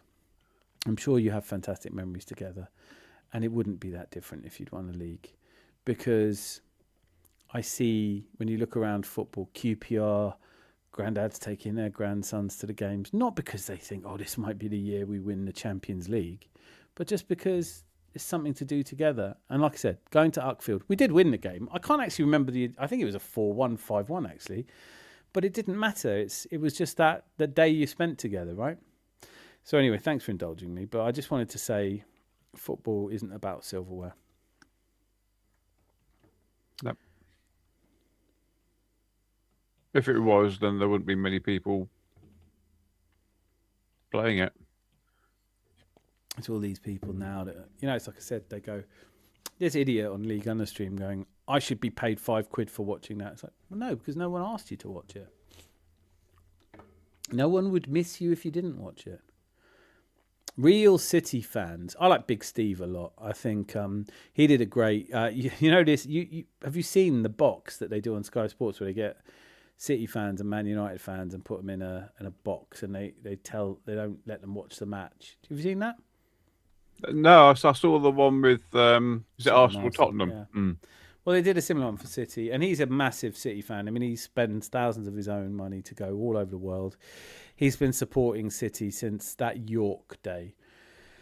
And I think the romance and the story of that, I always respect those City fans, and I don't think they could win enough to make up, I think they deserve all of the success they've seen because they were there through the thin times, right? But he was talking about, he was going, people giving him hate because he's sold out. It's like, just live your own life, do your own thing, enjoy football as it is. We can't be those kind of fans. Like, what's the worst you've ever had to endure as an Arsenal fan? What's the worst season we've had? 8th? No, when you think about 16th. It. Yeah, but that when you talking about 16th, is that in the 70s? That's in the 70s, yeah. Yeah, so that's not bad, is it? Like, because that's 50 years ago now. Do you know what I mean? It's like, let it go. Yeah, but the times like you go there and you think, oh, you're playing. Oh, we got Liverpool. Oh, fucking hell, we're going to lose this lot. Yeah, mate. That's it. The first 2 games I went to, Southampton and City, I think, didn't see a goal. It wasn't until my 3rd or 4th game I actually experienced what it was like when a goal went in. Wanyeri playing alongside Weah looks like they're building chemistry. I am so ignorant. Sorry, I'm really ignorant about French football. I don't know what the hell. Who's Weah? Huh? He said Weah. That sounded like a. I don't know who that is. I don't know who that is. T. Weah, whoever he's playing sort of like right half, something like that. Cool. Oh yeah, Timothy Weah. I don't know. Oh, he's American. Oh, cool. Well, we'll see him in the World Cup, surely. Because when Airy came off in the 58th and Mason Greenwood came on for him. Oh, no, right. Mason Greenwood's now, I think I'm right in saying he's broken the record for goals scored by an Englishman in France. He's beat Mark Haitley in his last goal. I recently came across that we have an actual left foot 11 and a right foot 11. Both, that is by design, it tells me, Dan and Zanzi. Wow, that's a really... Charles, I'm really grateful to you for that because I'm going to look into that. But that does, because, we do have a lot of left-footed players. I've noticed that over the years, how there's a lot more left-footed players coming in. Yeah. Well, Odegaard. Interesting. I'd have to look at that. So Madueke's right-footed, or is he left? No, I suppose he might be left-footed. Right, Timber's right-footed. Well, he's sort of ambidextrous, isn't he? Yeah. Ambipedal, whatever it is. Benny Blanco's right-footed. Yeah, he is. Saliba's right-footed. Gabriel's left-footed. So who are left-footed players? Odegaard, Saka, Ranieri. Is Ranieri left-footed? Yeah. Oh, I see. I'm terrible. At least I have the comfort of knowing I've never pretended to know what I'm talking about. I looked at a silver member on the touchline and I thought, what have you done? Was never ever going to work. Called it a mile off. They got to lump up 20 milli to get rid. What are you on about? What's that? What are you saying there? What are you talking about there? The question about the racehorse was in answer to the Arteta question. Too long ago. I'm drunk. Charles, I see that no idea where, but yes, by all design. Boytendio is blocked because of his hate for Arteta. He never blocked. Couldn't do this without you guys. None of you are ever blocked. It's almost like you should have listened to me when I was saying you're talking shit and called it arrogant. I call it trusting professionals, seeing a vision Mikel had from the get-go, my manager. Yeah, another one. You know what? Yeah, there's a lot of you in here that I think inspire me every single day. Lee Gardner needs a gardener. Lucky and face transplant. Ooh, and a dentist appointment. It's not kind to say that he could eat an apple through a tennis racket, but it probably is true. There should be a statue of Zanti in the Adams arms, lol. Yeah, all right. I'll have one. Hang my hat on it. Oh, he's trying to get round me because he's a curtain thief. Yeah. Expressions will be going deep depression. Why though? Do you know what I mean? Like Expressions must be used to it by now. By until now, we're on 1 loss for the season. We had 2, now equalised, 2 L's for Company and Arteta respectively. I could not believe what I was watching. At home, Musiala's back from injury. All right, he didn't start Joshua Kimmich, but he's got Elise's on the pitch, Harry Kane's on the pitch. You know, this is an Augsburg team that's 15th or something. 1-0 up, cruising, and I was thinking, I'll put money on 2 more goals, thinking it'd be 3-0. And when it got to 1-1, I was like, oh, this is brilliant, because Bayern will score another one now, and they're definitely not going to draw a game at home to Augsburg. And then Augsburg, literally within minutes, went and scored the second goal. I was like, this is insane. What? It is like us losing at home to Bournemouth. Actually, I should have used a different example. That's happened. I'm not sending a 1 million super chat. Fuck that. It doesn't have to be. It could be 900,000. Me and Zanzi aren't going to complain. From Championship. What was the sentiment when Wenger finished second 3 times in a row? It's different, though, Nathan, because we'd won the Premier League. So times were different as well. There was no social media, making everyone angry about things. Nowadays, that's what it does, isn't it? I don't like Steve. He's a proper. I like him a lot. I really like him. I think he talks perfect sense. I think he's been there from day dot. I think he travels. He supports. He's passionate. He knows how to wind us up. That's his job. He's a City fan. I think he talks nothing but sense. I think our fan base won't feel entitlement. I think your fan base is changing. I think there was a point where Man United fans were intolerable, and now you're actually tolerable. I don't mean you. You're more than tolerable. You're likable, but you know what I mean. Sold out. I bet you got paid half my yearly wages for doing that. The man's been to more games than most, have had hot dinners. Can't take that away. Respect. 100%, man. Like do you know what? Like I wouldn't do it. But he didn't do it. They offered him it loads, and then he said, you know what? He wrote down a number. He said, if you pay me this, I'll do it. And they paid it. And to be fair, I think there is a grain of truth to this idea that the mainstream football media have no idea how to keep up with the Mark Goldbridges, the AFTVs, the big channels that routinely outperform their pundits, their experienced footballers. Jamie Carragher. Does anyone still need to listen to Jamie Carragher? For a bunch of people who hate the manager, the Gluminati sure like saying his name more. I know every fucking day. Everything is, how do you feel about Arteta? I don't feel anything about Arteta. Oh, so you like him? No, it's like that guy we had on here, the Rich 99 Arsenal. It was like, so do you like Arteta? I don't have any opinion about it. So you would sack him? No, it's just like, what is it about people who just want to talk about Arteta? I'm an Arsenal fan. I don't give a shit who the manager is. When he's won the league, I'll be singing his name. I believe he's going to win the league, so I'm singing his name now. Paul Scholes, Nicky Butt gave opinion. Jude player's terrible. That don't really know what you're saying there. Lucky respect for saying that. We're all thinking it. Terrible pundit. Who is Paul Scholes, Nicky Butt? Oh right, I don't. Yeah, actually, no, I do agree with that. I've never heard Nicky Butt speak. I'd keep it that way. I'm left-handed at sports. I can't play pool with my right hand. I can't play pool with my left hand. Did we realise this trend that since a couple of match weeks and maybe Norway 0 away wins for all the teams played today, winning away will determine how high in the table the team will finish? Yes, it does. If you can win away games, that's great. But if you draw your home games and if you win your home games and draw your away games, you're usually there. Fuck me, look, it's Mob Boss. Hey, look how cheerful. Are you cheerful, Mob? Everyone wants to be Arsenal. Quad loading, that's why. I'd love a broadcast option with the stadium noise but no commentary. God, that would be brilliant. I've thought that. That would be absolutely brilliant. So, Sly Sex 87. Left footers, Gabriel Martinelli. Oh, Magalhaes. Sorry, I was going to say, shit. Hincapié? Oh, yeah. Of course.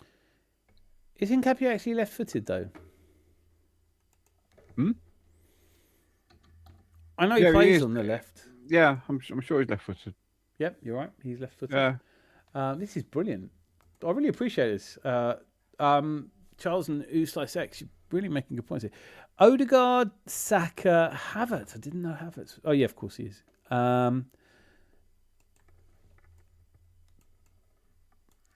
saying, of course he is. Hang on a second. He's got no feet. No, he is left-footed. Madueke.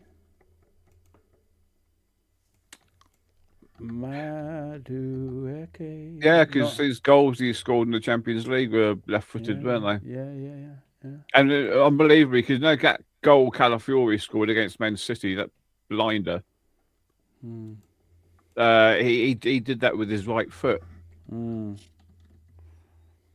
I always, on the subject of feet, I always remember David Dean turning to, not Fizz, who was the Peter Hill Wood, and saying, is Charlie George left-footed or right-footed? And Peter Hill Wood says, we paid for both. I fucking love it. Your Dauman, Zinchenko. I can't think of anyone you're missing. We have shipped Zinchenko, though, so fair. Yeah. Mob boss, are you well, bud? He's going to be grumpy about something.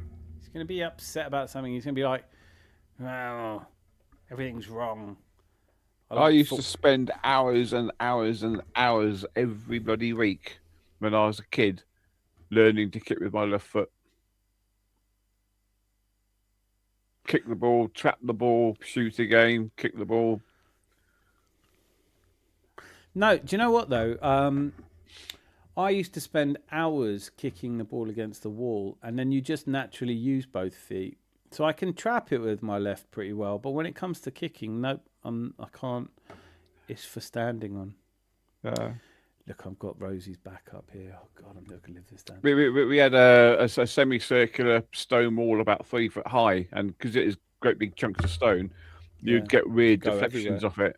Yeah, well, that's what we did. We used curb ball. We used to kick it at the curb, and so we had a curb and then a wall behind it. So you'd kick it at the curb, and when it come back, you'd have to trap it and kick it, and you'd only get one touch and stuff like that. We played tennis. So Rosie's got the pox with me. Dan, get your shit together. The racehorse is in answer to does Arteta leave in the summer question. No, he doesn't leave in the summer. What are you on about? No one's saying Arteta's leaving in the summer. They're building a statue to him. Let's go live again and repeat the same bollocks I said yesterday and the day before, and that day before and the day before and the day before that. We are live tomorrow. I just want to say that. But I know you weren't talking about. Kirby was a dog's bollocks. Yes. I think we're live this much longer, guys. I've got to say, though, do you know what? This unofficial unsponsor of the Adams Arms. It's like neat gin, that. Right. Next comment. I trained my left recreating that Ramsey goal at Galatasaray. They are the reform voters of the internet Arsenal world. The world is, listen, you know, the precept of the entire Adams Arms experience is that all opinions are welcome. All views, all hues, no genders, no agendas. But sometimes you hear people and just think, I'm never going to want to speak to you again. There are things going on in the world where you just go, stupid people make it hard for the rest of us. But when it comes to Arsenal Football Club, it is mind-blowing to me that tomorrow morning there will be a stream where someone's bitching about the manager that might be the third manager in our lifetime to lift the Premier League. Yeah, what phase is he in? Final phase. Yeah, well, he's cost £1 billion. Doesn't matter. 4 other teams have spent more money than him. Yeah, well, he's got Lego hair. All right, then. Yeah, well, fine then. Fuck it. Tomorrow, we might win 3-0. It might be a really impressive victory. And a lot of these guys will be desperately trying to think of something to say, and they might not think of anything. The only antidote to the fucking miserable people who infest our fan base is just to ignore them. You're not changing them. They didn't get enough cuddles. They're never going to get enough cuddles. It's not pretty enough, too many. I mean, like, you know, when Van Dijk's scoring for Liverpool from a corner, I don't hear anybody saying anything. Don Hussam, fair play to him, was giving it set piece, ole, ole, ole. I think real people don't take these things as seriously as the people who are trying to make a living out of being arseholes. And probably Trump too. I'm not a fan of Trump, but, everyone's each their own. If we lose, then the Illuminati will be celebrating and saying we're going to lose the league triumphantly. Yeah, it's depressing. It's depressing. I'm very close to finishing. Zanzi, do you want to give us your last thoughts for the evening? Can I just say, before you do, though, haven't the chat been fucking amazing today? It has, yeah. Bear in mind, the only thing I don't agree with is Clockender's last two comments, but there again. No, I would actually liken these anti-Arsenal idiots to be more like Green supporters because everything is delusional and we can never do net zero because if we do net zero completely, we will have no industry. And that is a subject for a different platform. I know.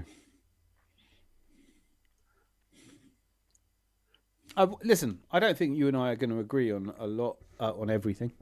But I think what's really great about football and what's really great about food when we talk about food and movies and things like that is, well, like I said it before, when Carl Walsh was on and we talked about football, we didn't agree on anything. Then we talk about films and we agree on everything. I think the difficulty with politics is it takes on an importance and a significance that other things don't do. So neither of you or I know if the other is right or wrong. You and I might have different opinions on something. And that's fine. That's how it should be. You need people to think differently. But I can say that I will always respect you, even if we don't agree on politics. I'm not a Green supporter, but if I had to vote, I might well choose the Green Party. And I might have completely different opinions. As long as both open-minded to listening to the other person and we don't shout them down and we're not ad hominem about them and we're not rude or, football gives people from very disparate religious backgrounds and political backgrounds something to unify around, which is why it's so disappointing and upsetting when people even within the same group start attacking each other again. But ultimately, I can't say that I have any political opinions that I wouldn't be prepared to change if the right argument is made. But that thing about industry, we'd have to have a proper sit-down conversation over a couple of cups of tea, I think. But where do we get all our steel from? China. Yeah, I know.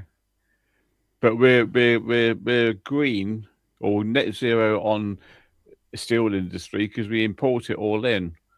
But then how does it get into our country? I think there are so many different conversations happening at once when you make a statement like that. I know. And some I think we could draw agreement on and some we probably wouldn't. But as for Arsenal Football Club, I think we're in universal agreement that we're by far the greatest team the world has ever seen. Talking about TV, The Good Doctor, been watching that, and it's getting better. It's quite amazing, actually. He's the guy from Bates Motel, isn't he? Yeah, I like him. Yeah, I really like him. It's fine. It's tough because Dominique and James love to watch, and when Alexander was here over Christmas, it's like I don't really get a look in. They'll watch any detective, anything with a detective in it. God, it's like the missus, that is. Oh, I just get so bored of it. And I was watching. Oh, there's I don't know if Dirk Gently's Detective Agent. What was it? Have you seen that?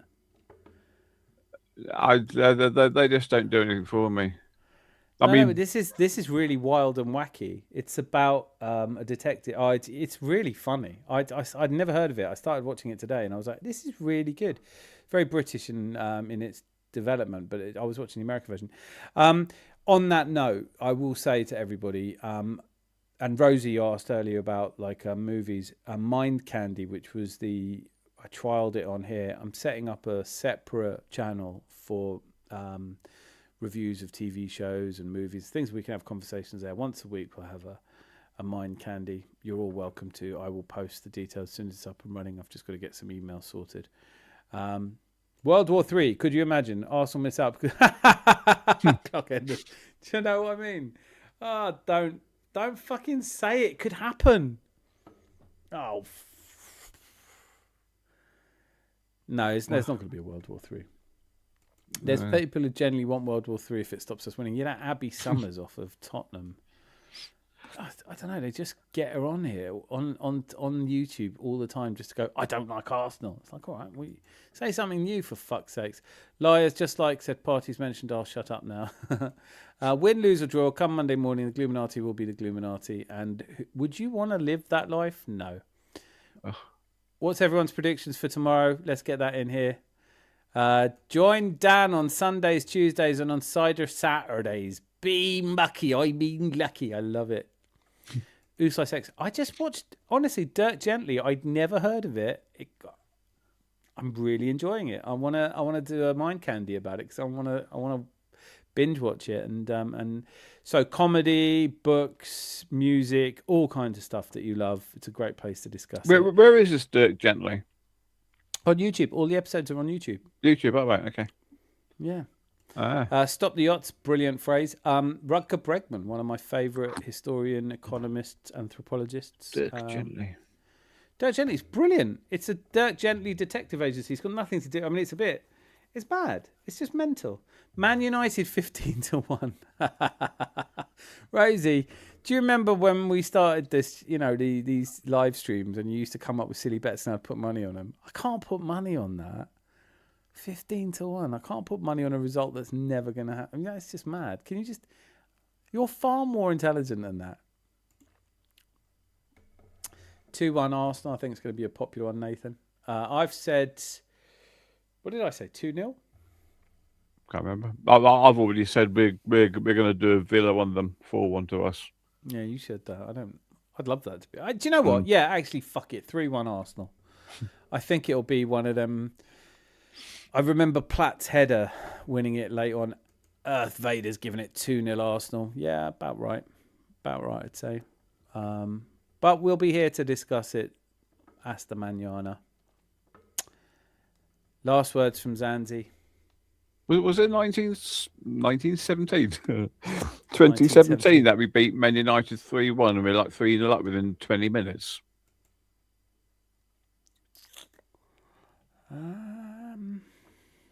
3-0 I'm having a hard time remembering that. Yeah, because what at the Emirates? Yeah. Oh. We just tore into them. Because Thingy, who went to Man United, what, a league game? Is it? Yeah, it's a Premier League. Yeah. It does tend to be like. I mean, we do. I know we've had some not so great results against them, but 3 goals tends to be how I remember it. I've just looked it up. I think you're talking. No. It's 3-0 in 2015. That was that's 2015 years ago. Ozil, Theo Walcott up front by himself, Alexis Sanchez, Aaron Ramsey, Coquelin, Cazorla. Yeah, Giroud came on. Oxlade-Chamberlain came on. So Sanchez scored the third goal, really nice one from just outside the penalty box. Yeah, he was man of the match. But the rest of the game was pretty shit, to be honest. Yeah, the second half was all them, wasn't it? Yeah. So, yeah, I vaguely remember it. Vaguely. Not well. Wacky bet would be United 3. Well, that would... Fuck. Yeah, okay. I can't... Do you know what, Rosie? Just for the esteem I hold you in, we're going to do that. We're going to put... No, I'm not going to do... Actually, no, what am I talking about? I can't put £2.50 or £5 on United to win this 3-0. We don't concede 3 at home. 2 on Arsenal. I think that's a fairly solid bet. 2-0 to Arsenal. Dirt Gently is also on Netflix. But if you don't have Netflix, you can still watch it for free on YouTube. All right, Netflix.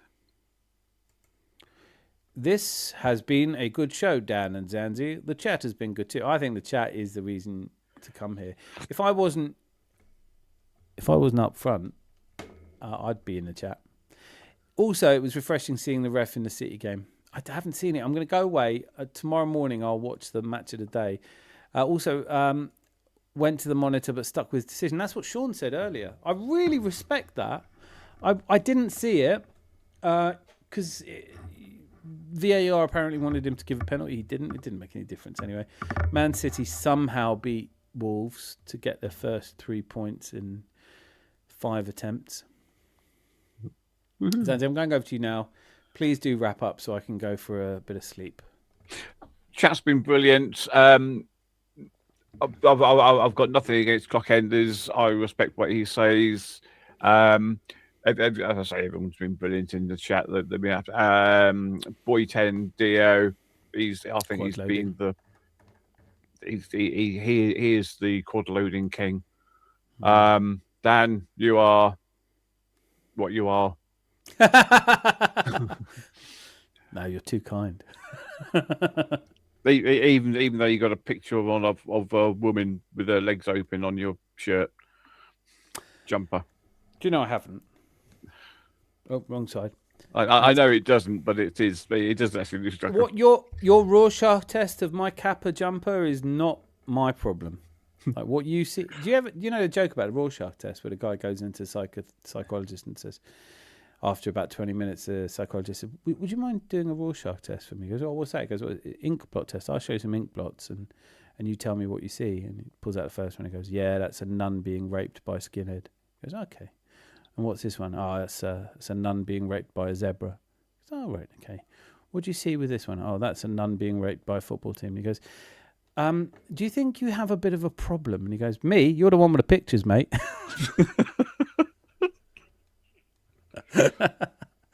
Anyway, I thought I'd share that. 2 o'clock in the morning. That's fine, isn't it? Can't get demonetized if we're not making any money. Sorry, I interrupted you. Please continue. Oh, I'm trying to think. I was trying to remember something that someone said. I've forgotten his name and I've forgotten what he said now, so I won't bother. That's it. I'm done. I'm done now. Oh yeah, it's been emotional. It's been emotional. Aye. Right. So tomorrow night at 10:30, we're celebrating. We're celebrating 3 points. We'll get all of the fucking gloomy people going, "It's only 3 points. Why are you celebrating? We haven't won anything." And I'll just be like, "Fuck off." I don't think it'll be an easy game. Man United versus Arsenal was always competitive, but I think we want it more, and I think we're better. I agree with you, Slice X. Clockenders. Brilliant stuff. You guys are... Oh, I've already read that. So, from me to you, to you to me, you to me, to me to you. I do have to say, my favourite... I just invented a new word, plagiarism, and I don't know why that's so funny. I probably will have cider on tomorrow's show because I've got 4 more pints of this to get through. But I have to say, I've really enjoyed the cider tonight. I'm a cider drinker now, Earth Vader. I think I found my favourite new tipple. Thank you all for being here. Started off as a really sort of sensible chat. It's turned into a fantastic night with people I really enjoy the company of. And that's because of you guys. Thank you so much. And thanks, Rosie, because you are the moderator superior. All of you, Anthony, Jose, Maltlicky, Nathan, every one of you, every last one of you, Clockenders, have a really good time tomorrow. Don't get too drunk after the match. Come and see us at 10:30. And hopefully we'll see some people. We've had people in we hadn't seen in ages tonight. Hopefully we get a bit more of that tomorrow. We may even see Idris Adam. Who knows? But until I see you tomorrow, I'm going to leave you all with a little bit of music. No idea what... Oh, yeah. So this is the Arsenal anthem. Thank you so much for being here. Until I see you again, be lucky. Lots of love. Raga Jungle Ransom, the Guna sound system. We come to mash up the dance tonight. Arsenal style, red and white. Get behind the red army. Moving like Ferraris. With the handbrake off. Take it off. With the handbrake off. No stop, no stop. Back to the cage. The Lions are awake. From Highbury's goes to the Emirates gate. Drums like thunder hearts. too late. Take the handbrake off. Red Army rolling on. Soccer on the wing, blazing trails. Trust our twist and the keeper whale. Arteta plan, never derail. Jungle drums on the red hot sails. Get behind the Red Army. Moving like Ferraris. With the handbrake off. Get behind brake off.